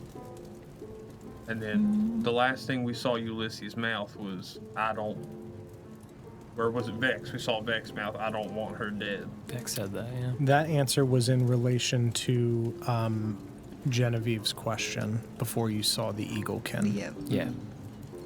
No, that was the answer to what I said, where I asked about the visit with Vex. No, that was the I don't want her dead. I have it written was- from gotcha. John Yeah. in order as he was Yeah. typing it out. That was in response to Genevieve's question. The Vex one was bitterness only fades with new chances. It ain't over for them. Yeah, and then he wanted me to join was about the Eagle Kid. Correct.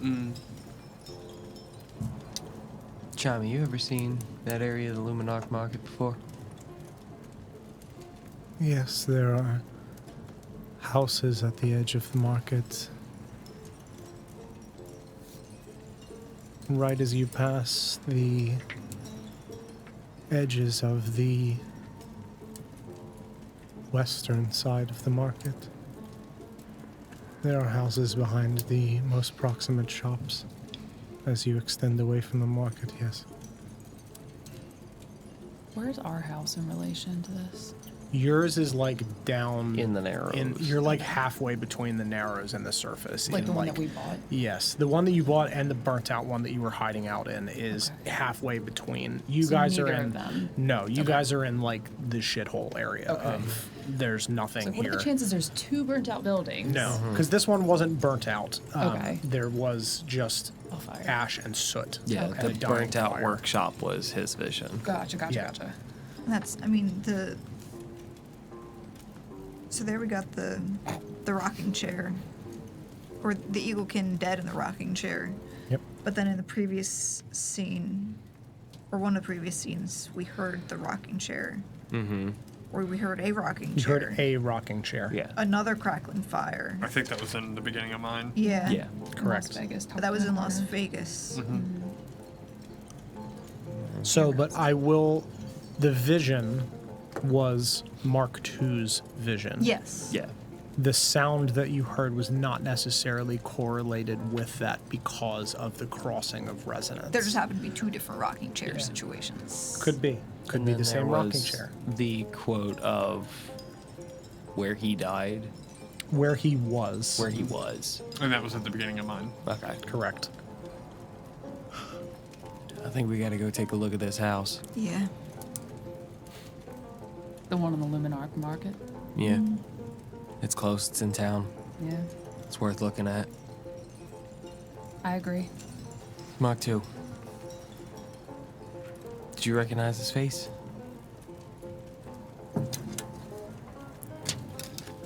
Whose face? The one from your vision.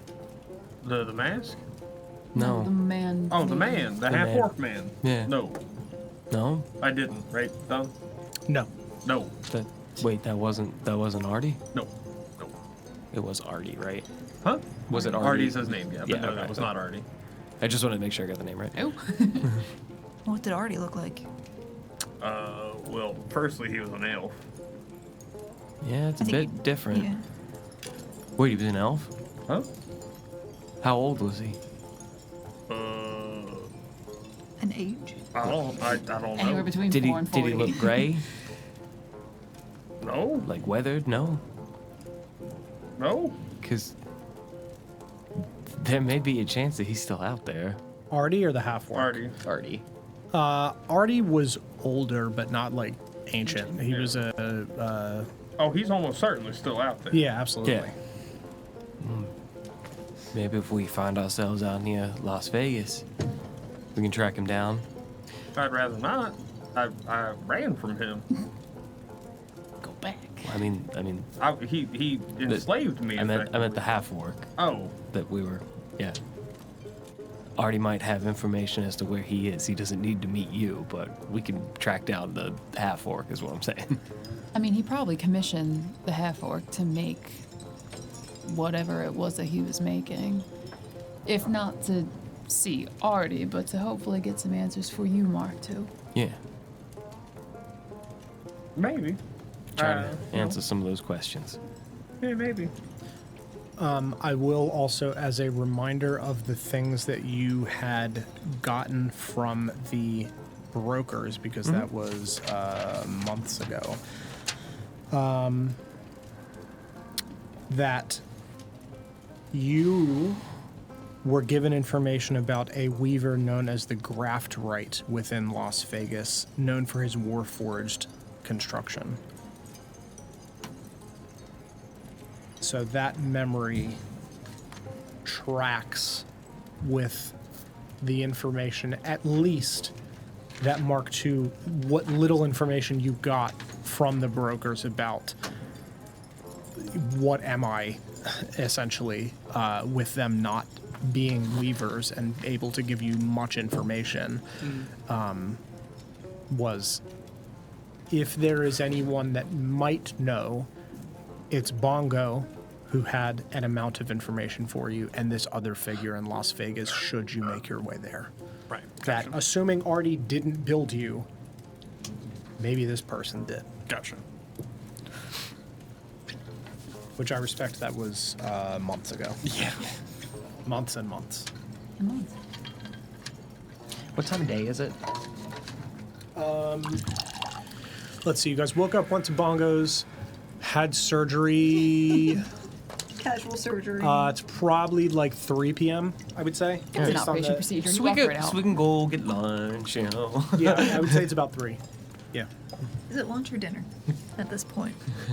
Depends on what time you eat dinner.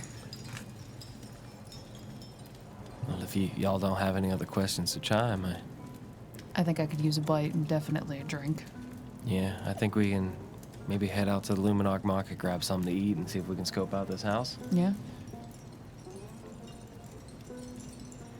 Yeah, that's all right with you guys, then suppose we'll head out. Chime, do you need a hand breaking any of this down?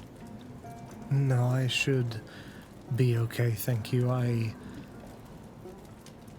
take solace in this being part of my process. Oh, hold on. Hold on. That death thing at the end there? Yeah, what was that about? What was up with that? What do you mean? When you said death really deep. Wasn't your voice. Wasn't Ulysses' voice. I am not certain. You don't remember saying that. You may have been channeled. What does that mean? The last thing I remember was what your friend said, and then the resonance faded. So, sometimes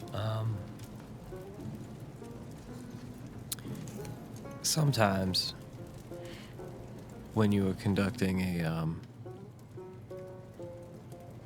service such as this, you have to open yourself up to be able to transmit the message from the other side. And sometimes Any lingering spirits in the area can sometimes tag along. And how many times have you done this? Like I said, I can probably count on my hands. Have they ever tagged along with you before? Not really that I remember, but I was taught about this. Should we be worried about that? I don't think y'all need to be worried about it. Chime? No? Just as resonance tangles with objects and certain things can cause dissonance, I imagine I picked up some sort of rogue resonance during the vulnerability of this reading. I am exposing the points of myself, letting out my own resonance to tangle with that of the resonance here to interpret what is left. Sure, that's fair. Yeah. But I mean, sometimes getting a strange name or a favorite place to visit would be reasonable. Death? Yeah. Very deep voice? The word, spooky word. Yeah. That's a very spooky word. Death. Like I said, y'all don't have anything to worry about. Not that ghosts are real or anything. What do you mean, but- y'all? Like all of us? You guys, yeah. Damon, what the hell does that mean? Are you I think he including means yourself everybody in but us. No, Or I everybody think but him, rather. Damon, I why would you be worried? may or may not have heard a voice similar to that before. God damn it, Damon. What does that mean? I don't know. When did you hear this voice? When I fell. Did it say death? No, Did it sound like that? it sounded similar to Oh, that. God, Damon. Didn't say death. My lord. God, it's not that big a deal. It didn't say. I'll tell you what. Oh, my rust. Oh my rust. I'll tell you what it said if you just give me a second. I need to know right now, Damon. Cannot wait another moment. I gotta go through my brain. See what I Goddamn have. Rolodex. See what I have written down in my brain. Let me check my brain notes. That's always the awkward aspect of trying to remember something that you know in character and Yeah. have in your notes but can't remember in that exact That's- instant. The fact that I can remember anything that Genevieve remembers.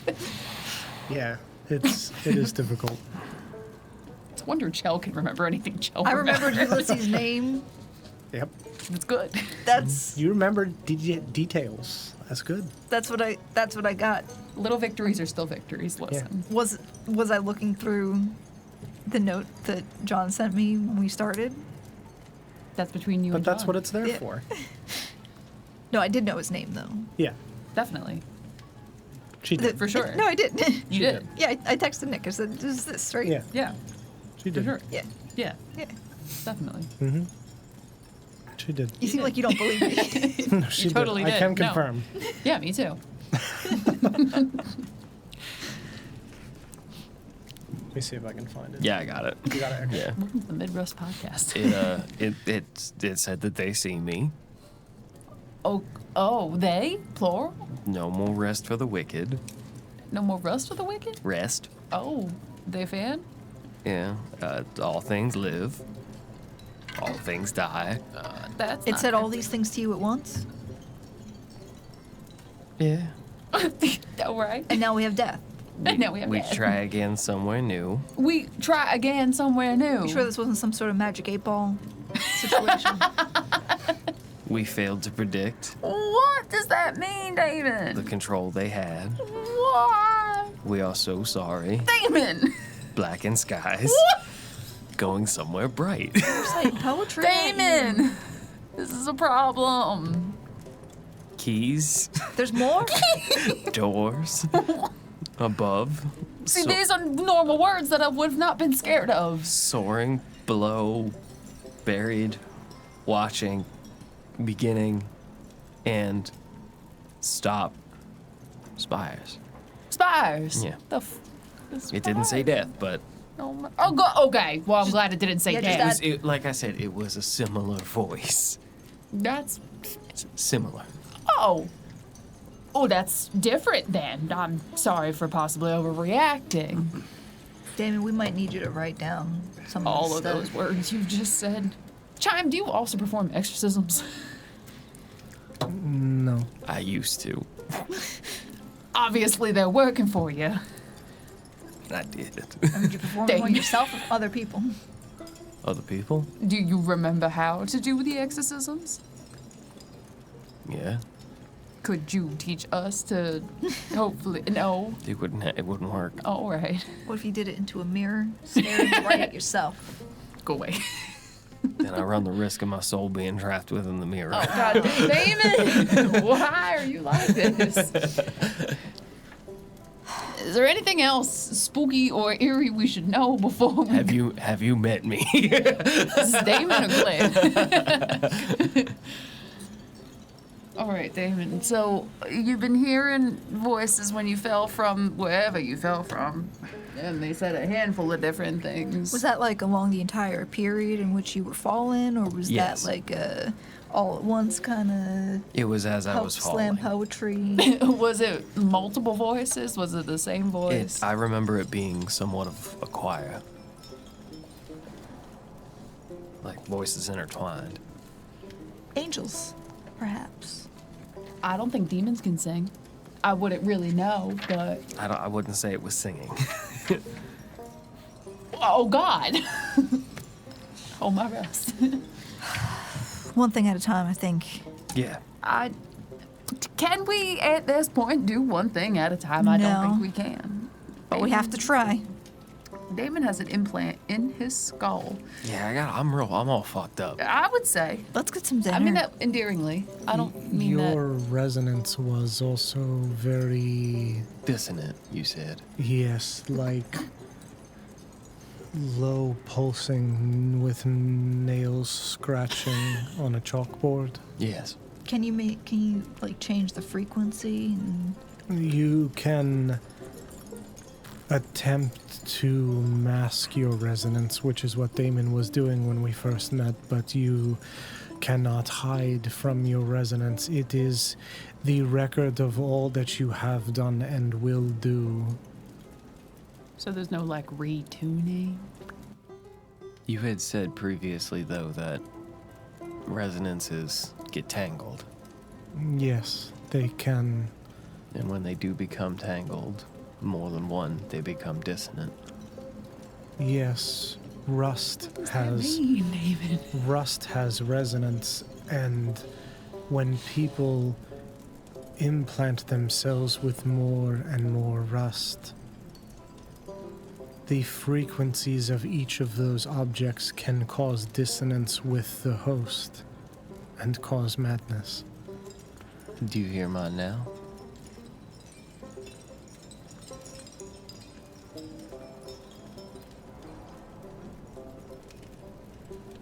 Yours has something added to it, but not dissonant Added. with your dissonance. added since the last time you looked at it? I mean, it could be. I am rust. different. He has Oh, rust. that's in true. it. You got Yeah. I am different now. you did get the okay. So that maybe answers. that maybe isn't as scary as it sounds. You have had Rust installed. I have, yes.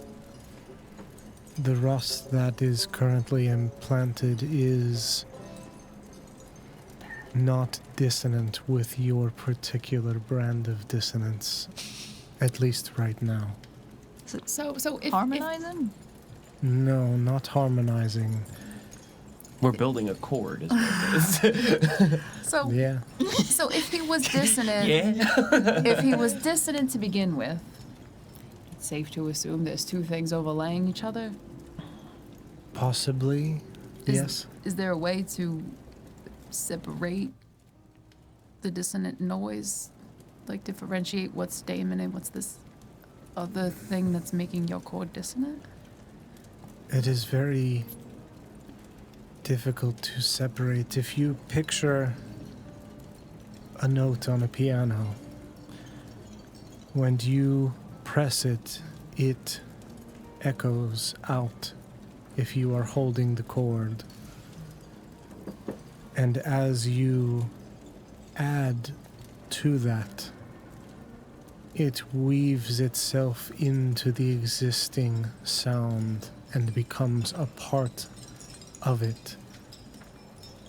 Unless it is removed, the sound will remain.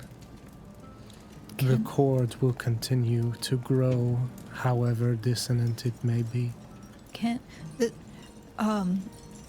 As someone who only barely understands music theory, can you take a dissonant chord and add more notes to it and undissonant the chord?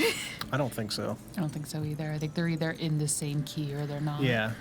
As someone that also knows very little about music theory, I don't think so. I think if something is Like it's dissonant, not like it's and then you add like a fourth note I think and if it's it like, is oh, that's dissonant, nice. it's still I don't dissonant. think, if I remember correctly, if you're playing dissonant notes, you can add extra chords to it, and it becomes like a suspended chord, or it becomes an augmented chord, or it becomes a minor chord. I believe it's never going to become a pretty chord.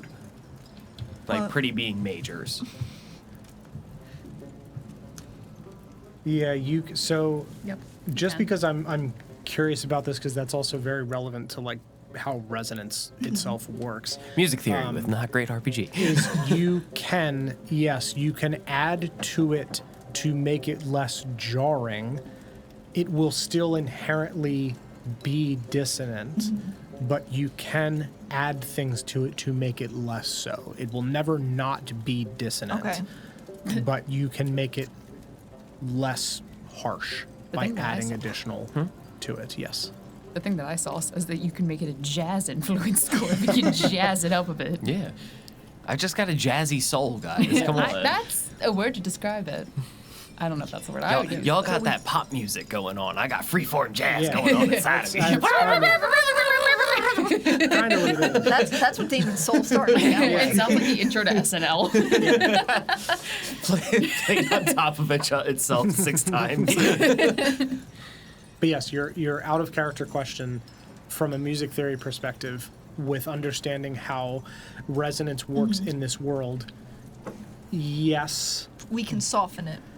you can make it less aggressive, but you can't completely fix it. Yes. Good news. I just got to keep getting rust implants. No. It's So- good. It's how got to be the right one. how that would translate to in-game is if Genevieve's kind of posing that question. Yes. Genevieve has a musical background. Yeah, I'm sure. absolutely. She's got a Yeah. high class education. Yeah, you absolutely would have a musical background. It's maybe Your not her parents- specialty, but Yeah, your parents kind of taught you the gamut of all the high-class style aspects.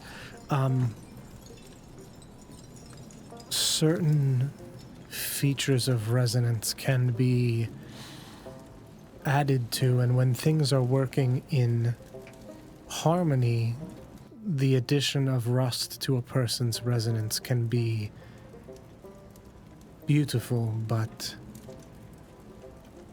just as everyone's resonance is not unlike a chord, it changes as they walk their path, growing and changing. That core baseline remains, but the pieces that are added to both the resonance of rust and the resonance of a person can grow to become discordant over time. There are ways that certain other pieces of rust may soften that melody if it fits into the melody of that which is dissonant, but it is impossible to predict what the resonance of a particular object of rust will produce. Just as it is impossible to predict what your resonance might grow into as you walk your path. Maybe whatever's behind your ear is what's causing your resonance to become dissonant. Maybe. kind of sounds like you might just be a little bit spooky for forever, but There's something behind your ear. I'm sorry if you didn't want her. It's fine. She walks over to you and kneels in the sand and immediately, like, puts her hand up to your face and just I'll begins. show her the scar behind Yeah. my ear. Her finger brushes over it. Cold. No, Chime. No cold hands.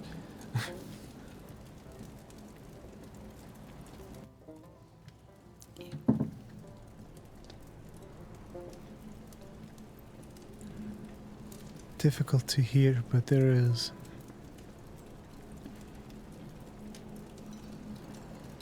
Some additive properties of that object into your resonance. As though it fits with yours, but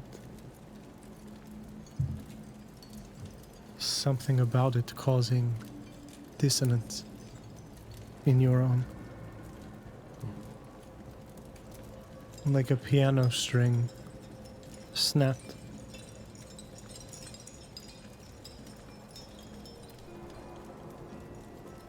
Maybe that's a good thing. I don't know. Bongo had said something about souls finding their way to different places. You think it's a soul? Can't say for sure. Don't really know what I know. Do you think it's someone else's soul? I don't know.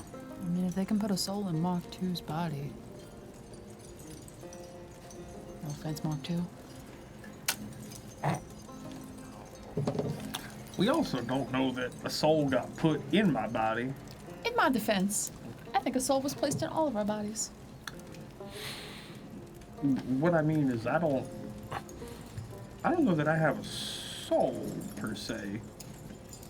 You have resonance. You do have resonance, and I think that's answer enough. Maybe. All that to say, if we are but... I always say this word wrong. Vegetables? Vessels? Vessels. Like a vestable's a bathroom, yeah? A The vestibule. A vestibule's an entrance, none of that. Vegetable.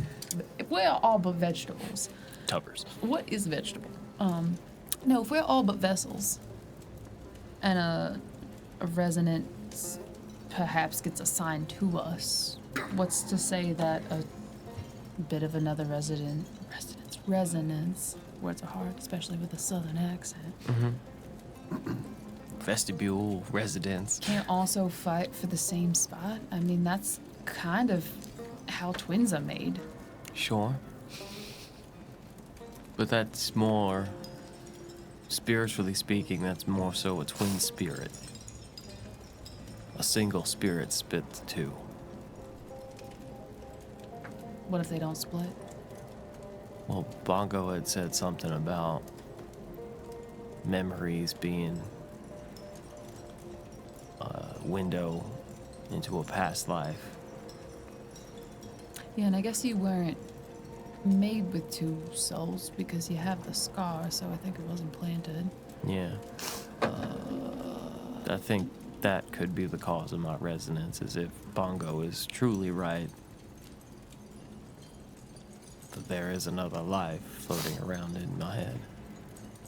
I mean, it seems like resonance is a lot easier to add than to take away. Agreed. If resonance is also memories,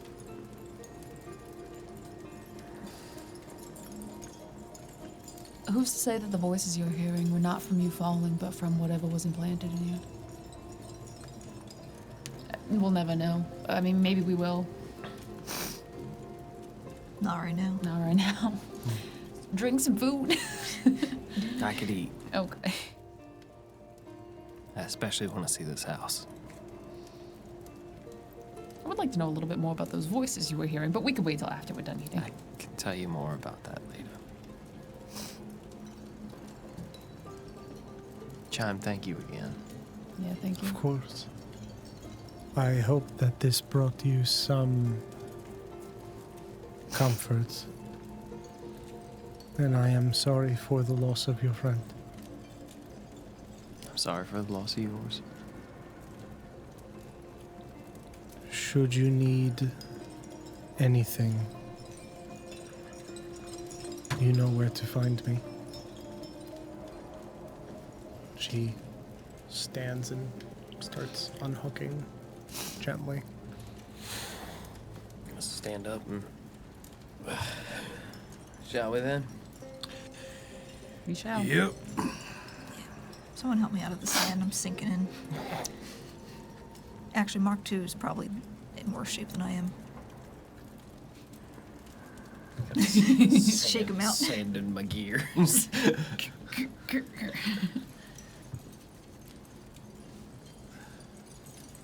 Let's We go. don't Lada's have gonna to be go so very far. mad that we're going somewhere else for lunch. Yeah, We're literally guys, here. Where are you guys trying to go? We're gonna head up to the Luminarch Market and try to find some grub out there. Yeah, somewhere absolutely. relatively near that house I should probably... on the west end.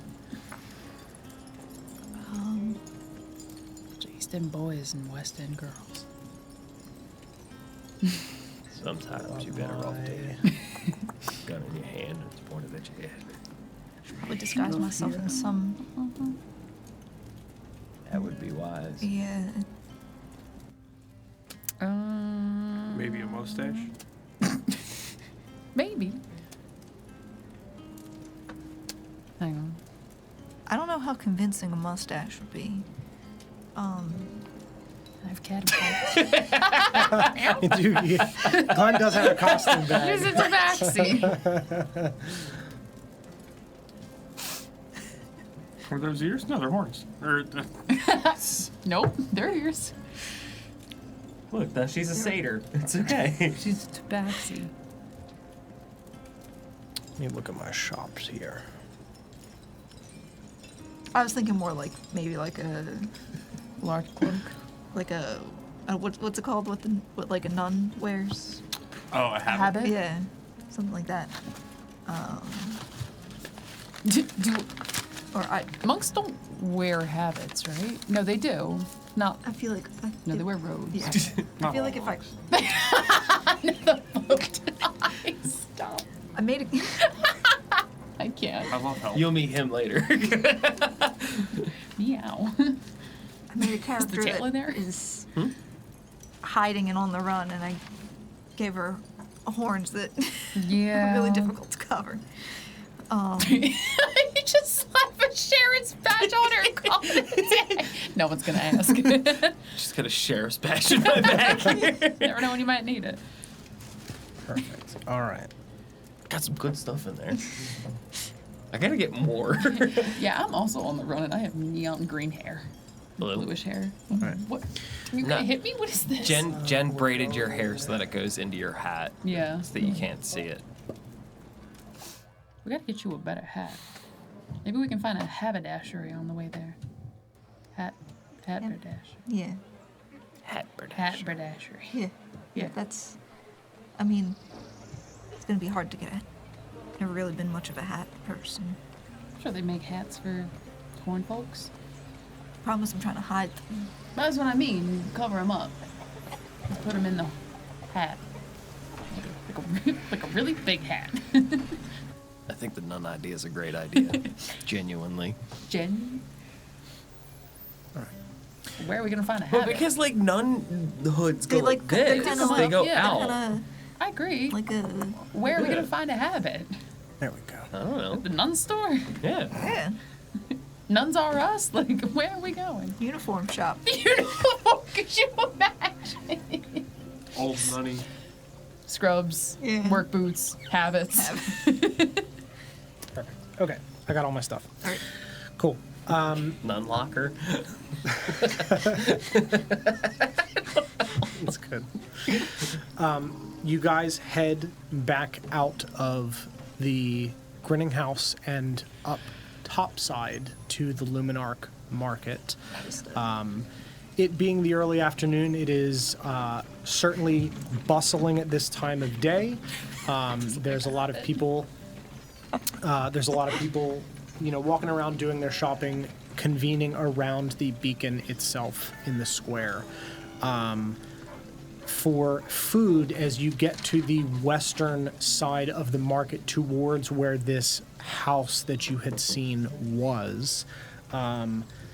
You can see that there is a older armadillo folk standing outside of a small shop labeled Dune's Bounty. And you can see that he is currently standing at a small grill right outside the entrance of this small, not quite a tent, kind of put together pieces of sheet metal that make up the walls with fabric for the roof kind of rippling in the wind. It's very, very slightly raining right now here currently in Beacon's End. And this bespectacled armadillo folk is standing just flipping small pieces of seasoned meat on a little griddle outside of his shop. Now I want barbecue. Good evening, sir. Yes, hello. Oh, God. How's your wife? Shot her in the head. Good. What do we have available for lunch today? Depends if you're looking for things that are for meals right now, or if you're looking for things that are more suited for the heat of the soul as you travel out. Are you staying in the city, or are you looking more in the realm of rations? More so just something to eat now. Well, then I've got a delicious assortment of seasoned meats that I'm currently working on, if that would interest you. We also have some... Dear, do we still have more fresh fruit? What? You hear a voice yell out. Yes, we do. We do dry most of our fruits. We're primarily a rations outfit, but we've started making additional rations for the people, as it were, and not just for travelers. Trying to meet all kinds. However I can be of assistance. My name is Cassian. Cassian, Very nice to meet you. Fine day. Tips his little top hat. That Donald. I gotta do it to you. Jesus Christ. Yeah, you can set us up with some of these spiced meats. I guess an assortment. Of course, absolutely. Perhaps some fruit as well would be nice. Yes. Is there anything else I can get the group of you? I have other long-lasting supplies. You, no offense, don't look like city folk. You look like you're a little bit more equipped for travel. Not that everyone in Beacon's End is a traveler, I suppose, but... I guess if you have any travel packs, I'd be interested in one of those. Of course, absolutely. My wife will put some together, and I'll continue to work on the meats. I'm gonna ask a question. I don't know how it's gonna not come off creepy. The question is, how do you reach that hat on top of your head I with was those gonna ask tiny if they little have any arms? kids. I just love the idea of little armadillos running around, but I'm like, I don't want to be like, "Where's your kids?" Like that's weird. He also appears to be very old. As you're pondering, A middle-aged man. a 45-year-old armadillo. Oh, this little guy. Hey, Where are your kids? Hi, I've got 5 o'clock shadow in the front, man. I've got 7 kids at home. What do you I want? don't live in my basement. I'm an accountant. There's nothing cute about this. Oh, little guy. As he continues to cook this meat, a small, about half his size, little armadillo boy runs out carrying a tray of fruits. I've got your fruits for you. Does he also have glasses on the... He does. Yeah, they're very blind. I just hand him a handful of gold. I don't care. I'll take it out of my inventory. Thank you. And he sets the tray down. I'll be right back with your rations. Runs off into the shop. Did you just say rations? Rations! Is he your son? Yes, that's Cass Jr. virile old man. Congratulations. Thank you. I Get around. Get around. Owe it all to our sponsor, Blue Chew. I actually don't know that we could be sponsored by that on Twitch. I feel like you can't. I feel like that would be crossing a line. That's very funny. Oh, that's good. That's very good. Armadillo hymns. For the discerning, Jim. For the discerning armadillo. Yeah, if you don't mind, sir, I have a few questions about the happenings in the area in the past couple months, maybe year or so. Of course. Now this might be a bit of a grim subject, but can you recall any murders that have taken place in? There was that strange man about 6 months ago. Walked around the town, whispering to himself, muttering. Damn near walked into my boy. Elven man? Yes. Do you recall anybody you may have talked to? I went to the stall. He went to let's think here. I went to Briar Branch. Purchased a bunch of mirrors. I was speaking with Helene about it. The oddity. We good friends. We talk about our customers from time to time when there's strange folk that come by, people that want odd amounts of things. He purchased 5 or 6 mirrors, returned several of them, brought them back, and repurchased others. Very, very strange behavior. My wife and I were out for a walk one night and saw him sitting atop near the signal tower, just like a reaper, just staring down at the people bustling around the night market. Very, very odd behavior. Yeah. Do you remember any story about Alkin in the area? Eagle. Sorry. Yes, the former retired FBI man, Errol Raybron, passed a bit before that, or a bit after that. So his name was Raybron? Errol Raybron. Spelled the normal way? E-R-R-O-L? Yeah, Errol. Have we heard that name before, or is this the first time you're giving that to us? No, you've not heard that name Okay. before. E-R-O-L. Very hard to read with my glasses like this. R-A-I-B-R-O-N. Only one R in Errol, Yes, that's correct. so not spelled. I don't know. It's the normal spelling. It's the normal spelling for an eagle. Yes, he passed away shortly after that, but one of the only Eaglekins I can think of in Beacon's End in recent times. Passed away recently after... After the death of that strange whispering man. So So he within passed the away last 6 months. Yes. Just of old age. Sure. You didn't happen to hear anything about Foxkin in the area around that time?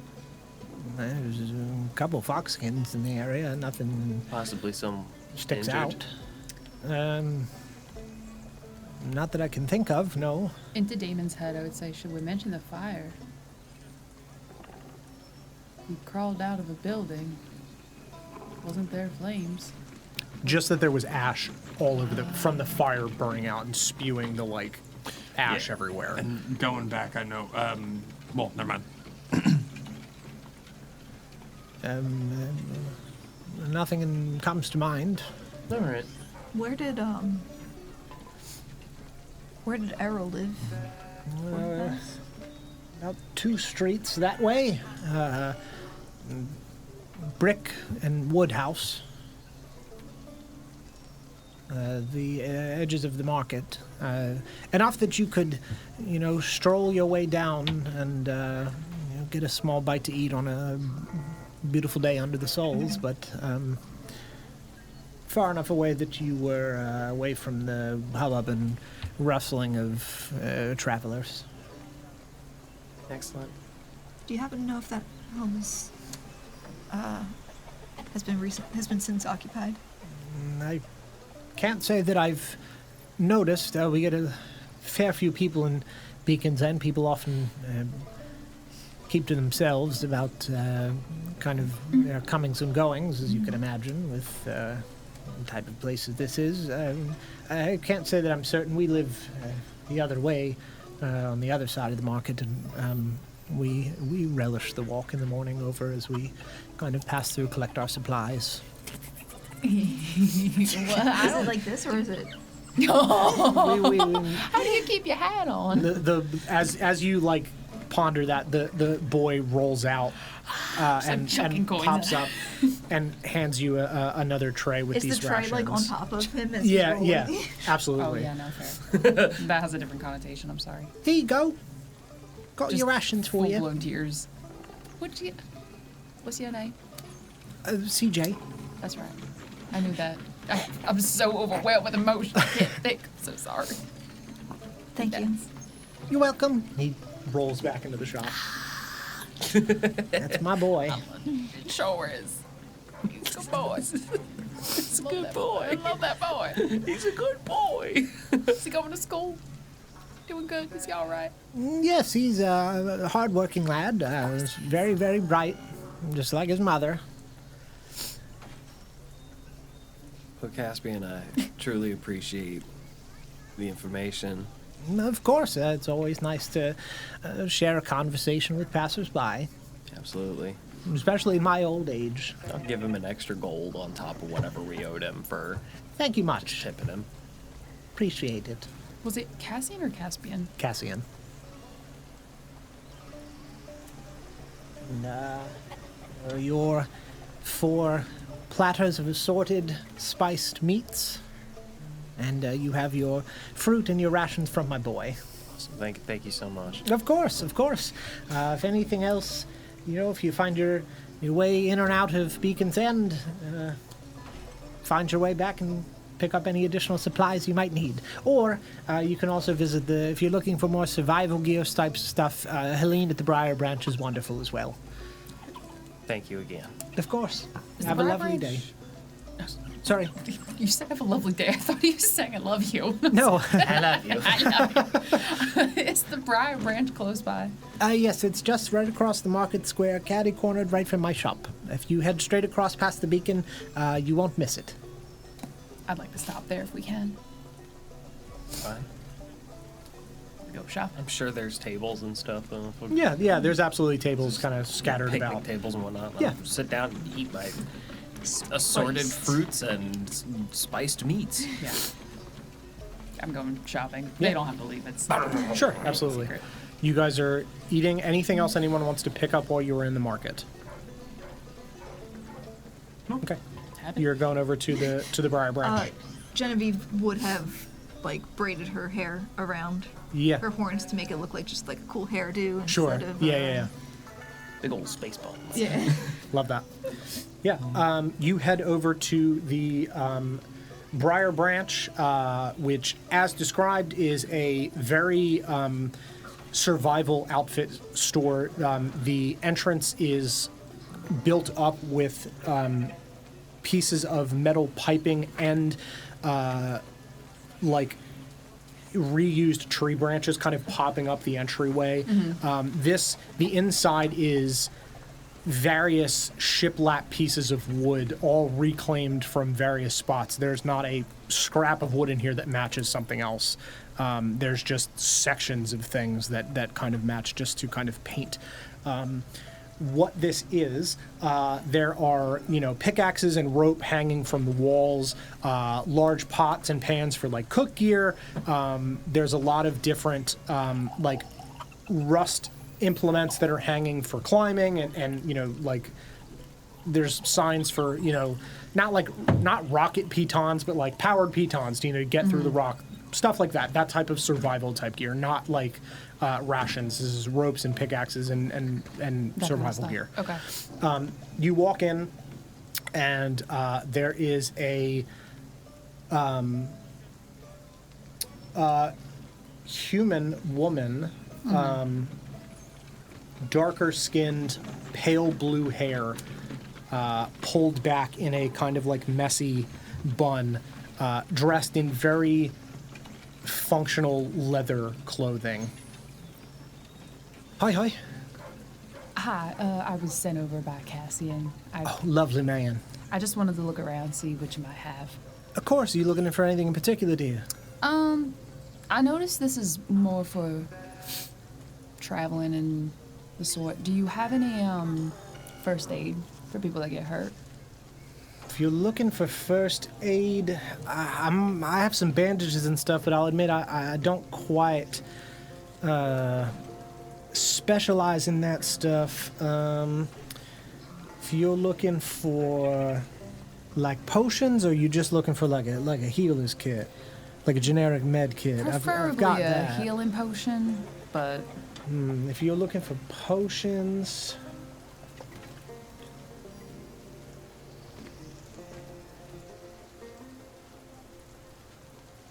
so many shops. do you have this might be a weird request, do you have a sledgehammer? Yes, of course. How much are you charging for sledgehammers nowadays? What is the going rate for a sledgehammer? Depends if you're looking for something that's rust powered with a little bit of. And she walks over to the wall and kind of shows you two things. So I mean, we've got your simpler ones with his, wood based with heavy metal on the end, kind of your traditional sledge. We've got ones that are rust imbued. The metal's a little bit lighter, and it's got. How to describe, kind of like you've got rust, you understand. There's pieces in it that kind of make the force of your movement work for you rather than having to really sledge, as it were. So those will run a little bit more expensive. Those will run you about 10 gold a piece. If you're looking for the cheaper sledge, it's 2. Question for you. You said it's powered as you're hitting it to make it send it. If I perchance had a spell such as catapult and I were to use said sledgehammer, would it be reasonable to think that it would really send the sucker? If I was, like mining and really needed to take something down. Yeah, I mean, I could speak highly of the stuff that I sell. I sell to miners all the time. There are several of them that are magic imbued. And this is one of the ones that they certainly would use for their own equipment. Obviously, nothing beats a standard pickaxe if you're trying to get through a real specific spot. But you can't beat a self-sledging hammer if you're trying to really, catapult your way through some rocks and rubble. She's really selling. Yes. If I cast catapult with this thing, Yeah. will it do extra damage? Absolutely. Okay, yes. Yeah, I would 100%. like your finest Yeah. engine or rust-powered sledgehammer. All right, that'll run you 10 gold. She takes it off and lugs it onto the table. Is it pretty? Is it pretty? Yeah, you can see that this is a, mechanical marvel. This is, Is the handle also made of metal? yeah. Phenomenal. Yeah. Amazing. Yeah, the whole thing of this, there's not wood on this. This one is mechanical down to the base. This is, brass piping that's twisted into a, almost like if you take like a railroad spike and twist it, how people will make like daggers out of railroad spikes and they twist the ends of it to form the handle. That type of vibe for how this is twisted to get enough, torque and grip.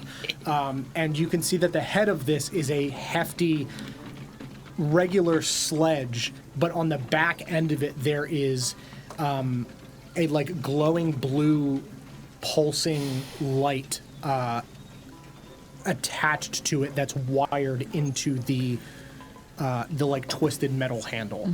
And there are brass gears that are just kind of slowly back and forth like a watch on the back half of it. As a person who's worked on rust products Absolutely. before, Would it stand reason to think that if I were to shocking grasp said metal sledgehammer, that it would deliver not only bludgeoning damage, but possibly also shocking damage? I think it has to be touching you you can't and use touching. wood because shock and grasp is an attack, and then that would be an attack. You can't cast a spell and attack at the same time. It depends on the. So if Like I used like branding smite, something So like that. per But mechanics of the game, sure, no. Okay. Would I allow you to do something thematically that might cause more damage as a result? Yes. I would be willing to sacrifice the my action to cast shocking grasp, wait till the next turn, and then Thor's hammer. Sure. There's absolutely ways that we can not quite rule of cool that, but make Sure. it do something. Those are the types of things that I want you guys I'm not trying to do. OP stuff, but I want to I'm big very bonk comfortable damage. with whenever we're in combat. You want Mjolnir. It's the same thing with Ether casting light on the skull when we were in Felfarthen. Mechanically, that doesn't do anything. Yeah. But in Ether's mind at that moment, that's all that he can think to do. Get creative as you want with mixing spells with rust, trying to shoot pieces of rust on people to cause an effect, or bury in the tunnel, hitting a mushroom to cause a cloud so that way she can mask herself. I love that shit. Phenomenal. As many things as you would like to try to combo, I can't always guarantee that it will do exactly what Totally you're fair. asking. The way I see it is Don, I need a Roomba and a Claymore. I have an idea. But yes, absolutely. Now hold on. I don't think I'm proficient with heavy weaponry. Is a sledgehammer? A heavy weapon? I think so. It'll be a maul, is what it is. Okay. If you're looking for the actual weapon, it's a maul. Okay. I still think that's probably a heavy weapon. I don't know how that works if I'm not I'll proficient. find a way that we can classify it differently because, The maybe weight difference? Because of the weight difference. Yeah, I was gonna say if it's self-sledging. I think I we would think could an automatic, probably- a assisted lawnmower. Yes, I think we could probably classify this as a mace instead of a maul because I it's like lighter. it. So I will. Let's- Yes, I will let you do that. Amazing. Yes. Sorry to give you homework, but No, that's show me fine. self-sledging. Potions. Back to your question. I don't know if I necessarily need potions with this battle. Nobody's getting hurt. Do you have a potion that makes Super Sledge even more super? Super sledge. What you do is you need a potion of giant strength. So I dip the sledgehammer in my slag bag. And then you need somebody to cast enlarge on you.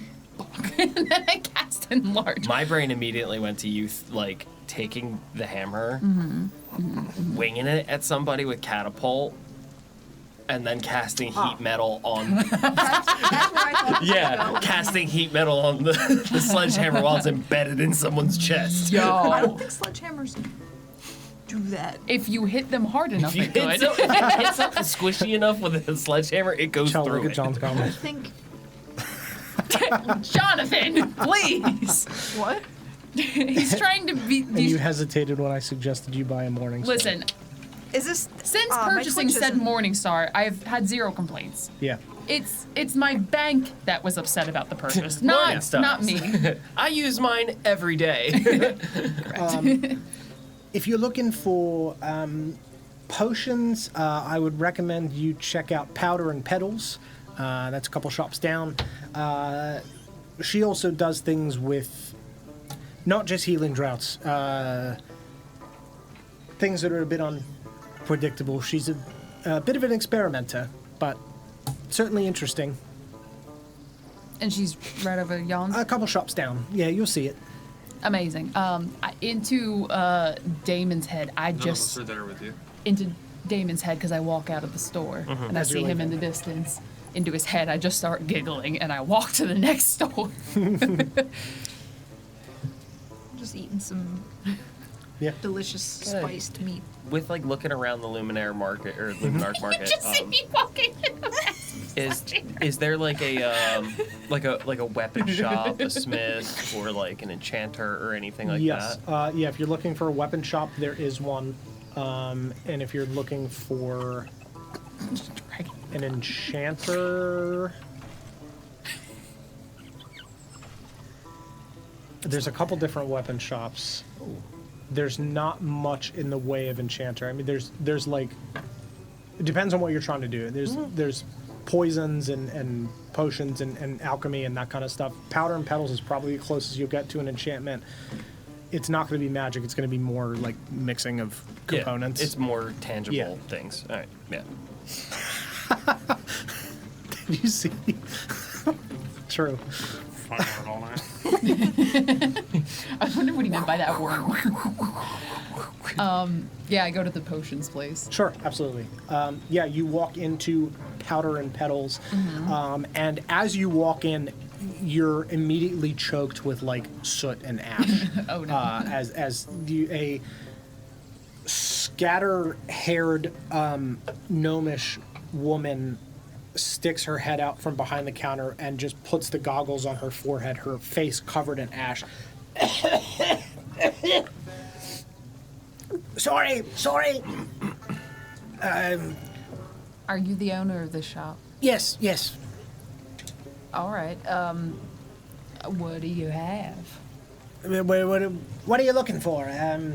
I've got, Powder and Petals. It's alchemy, gunpowder, tonics. Got healing droughts. Got hallucinogens. I've got explosives a little bit here and there. I dabble, as you can you can tell.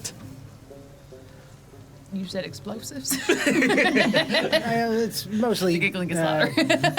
Gunpowder and fire, but yeah. I don't need gunpowder for my gun, correct? Because it's rust powered. Correct. I don't think I necessarily want to put this lady's gunpowder in my fucking cannons. Had a great idea. I would like to see your healing potions. Do you happen to have anything that would make someone bigger and or smaller? Like enlarge or reduce? Reduce!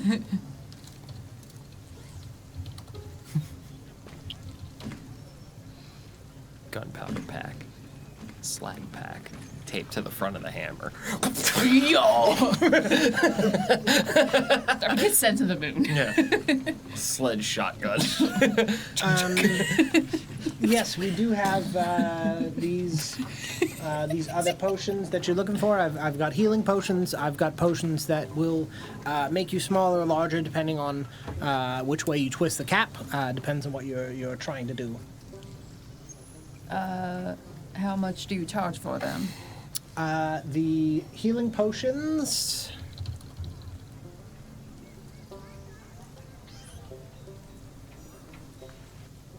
We have a. Yes, John. Yes.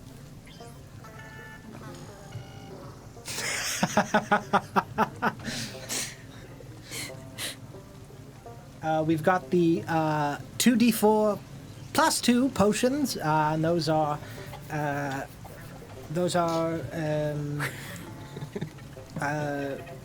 gold apiece. We've got the 4d4 plus 4 potions, and those are 20 gold per potion. We've got the 8d4 plus 8, and those are 50 gold per. Sorry, can you repeat that? 2d4 plus 2. I'm not even in the. And the potion of growth, that is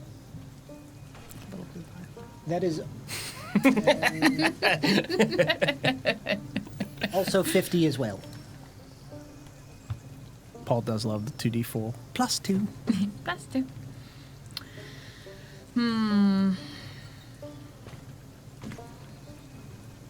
Any chance I can do the growth, the 8d4 plus 8, 75? Yes, I could do that. All right. She hands you a red vial, and she hands you another red potion that you can see starts off as like a small little bead and then expands and then contracts back into a bead. So that's the healing one. Yeah, obviously. Big blood, yeah. Yeah, big blood. What Big Blood doesn't want you to know. The doctors hate this. It's one there you go. Beautiful trade. Should you need anything else, please just let me know. My name is Mishka, and thank you for coming in.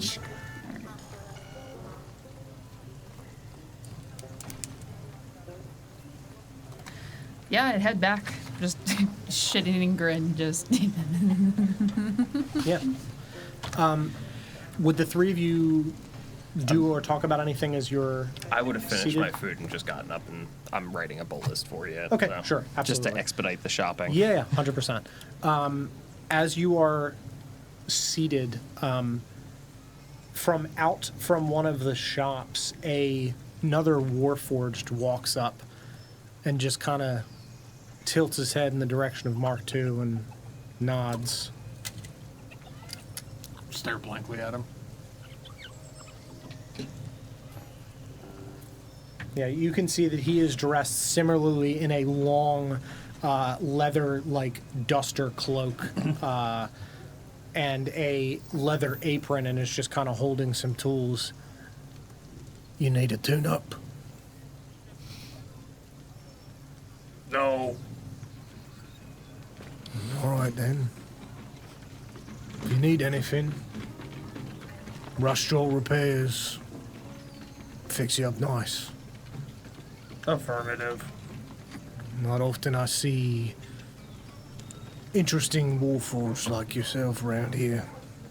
Like me. Keep it in mind. Affirmative. Tips his hat and walks back into the shop. Did you know that guy? You don't have to do it every time, DJ. No, I didn't. That was a little odd. It's not often I get approached by other Warforged like that. That was pretty weird. Yes. I don't know, is it tune up like slang for something? Or is it an actual mechanical? That's a good question. Like, was he trying to sell you something? Maybe. I don't know. The only, like, I mean, I already did tune-ups, but, like, you know, he was my handler. It made sense for him to. He might have been just offering to, like, tighten some bolts, you know? Or he could have been offering me, like, drugs or a service or some kind. There's no way to actually know the answer to that without... Nah, I know I don't need anyone poking around in my head, though. Yeah. So whether it's drugs or his tools, I don't want either of them.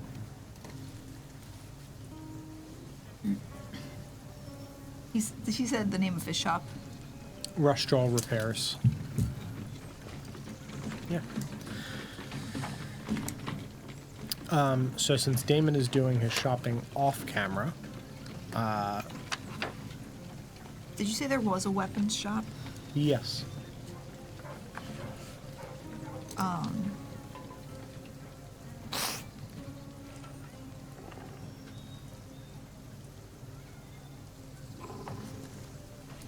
So this is more of like a technical question. I have a gun.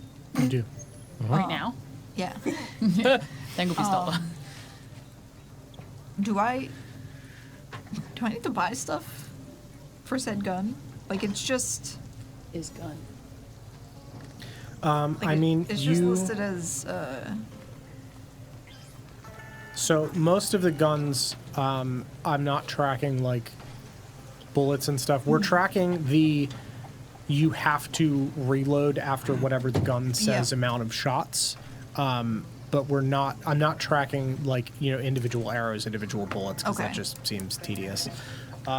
You can purchase different types of bullets. There are other types of bullets, but that's the only quantity that I would track. Yeah. Of, like, you've bought tracker bullets. I would track that you had 5 of those, but your regular bullets, I don't care to keep track of that specifically. okay.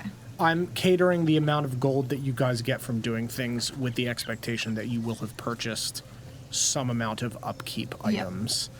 Potions and other things like that, I'm pricing accordingly to make it where you don't have 7 potions of growth and 8 healing potions, because that gets out of hand. Then I would look into this weapon shop Sure. and see. Is it all just like ammunition type? Stuff? There's multiple different weapon shops. If you want to like make a list of what you might be looking for, Okay. I will send you outside of. Yeah, that works. Or just tell you. Yep, Because I can do that. you can. Preferably send it to me so that way I don't forget what it is. Tell it to you right to your face. Yeah, absolutely. So we've done those 2 shopping things. The group of you reconvene and make your way through the rest of the Luminarch market, a couple streets over to this house. As described, the house of one Errol Raybron. As you step to the door and push open this front door, it does not look, as you approach, as if it has been reclaimed by additional folk. Not yet resold. You step and push open this front door, and inside this wooden entryway, still covered in some amount of ash from this dead fire, is the house of the retired FBI agent, Errol Raybron. And we will pick up there next time. Well. Thank you all very much for watching this evening. I hope you enjoyed the episode. We will be live next week on Monday, again at 6:30 p.m. Eastern Time. Make sure, if you're new here, you follow so that way you can find your way back, because the sands of time don't flow like that. I appreciate you all very much. You can check out our website, NotGreatRPG.com. We've got text recaps.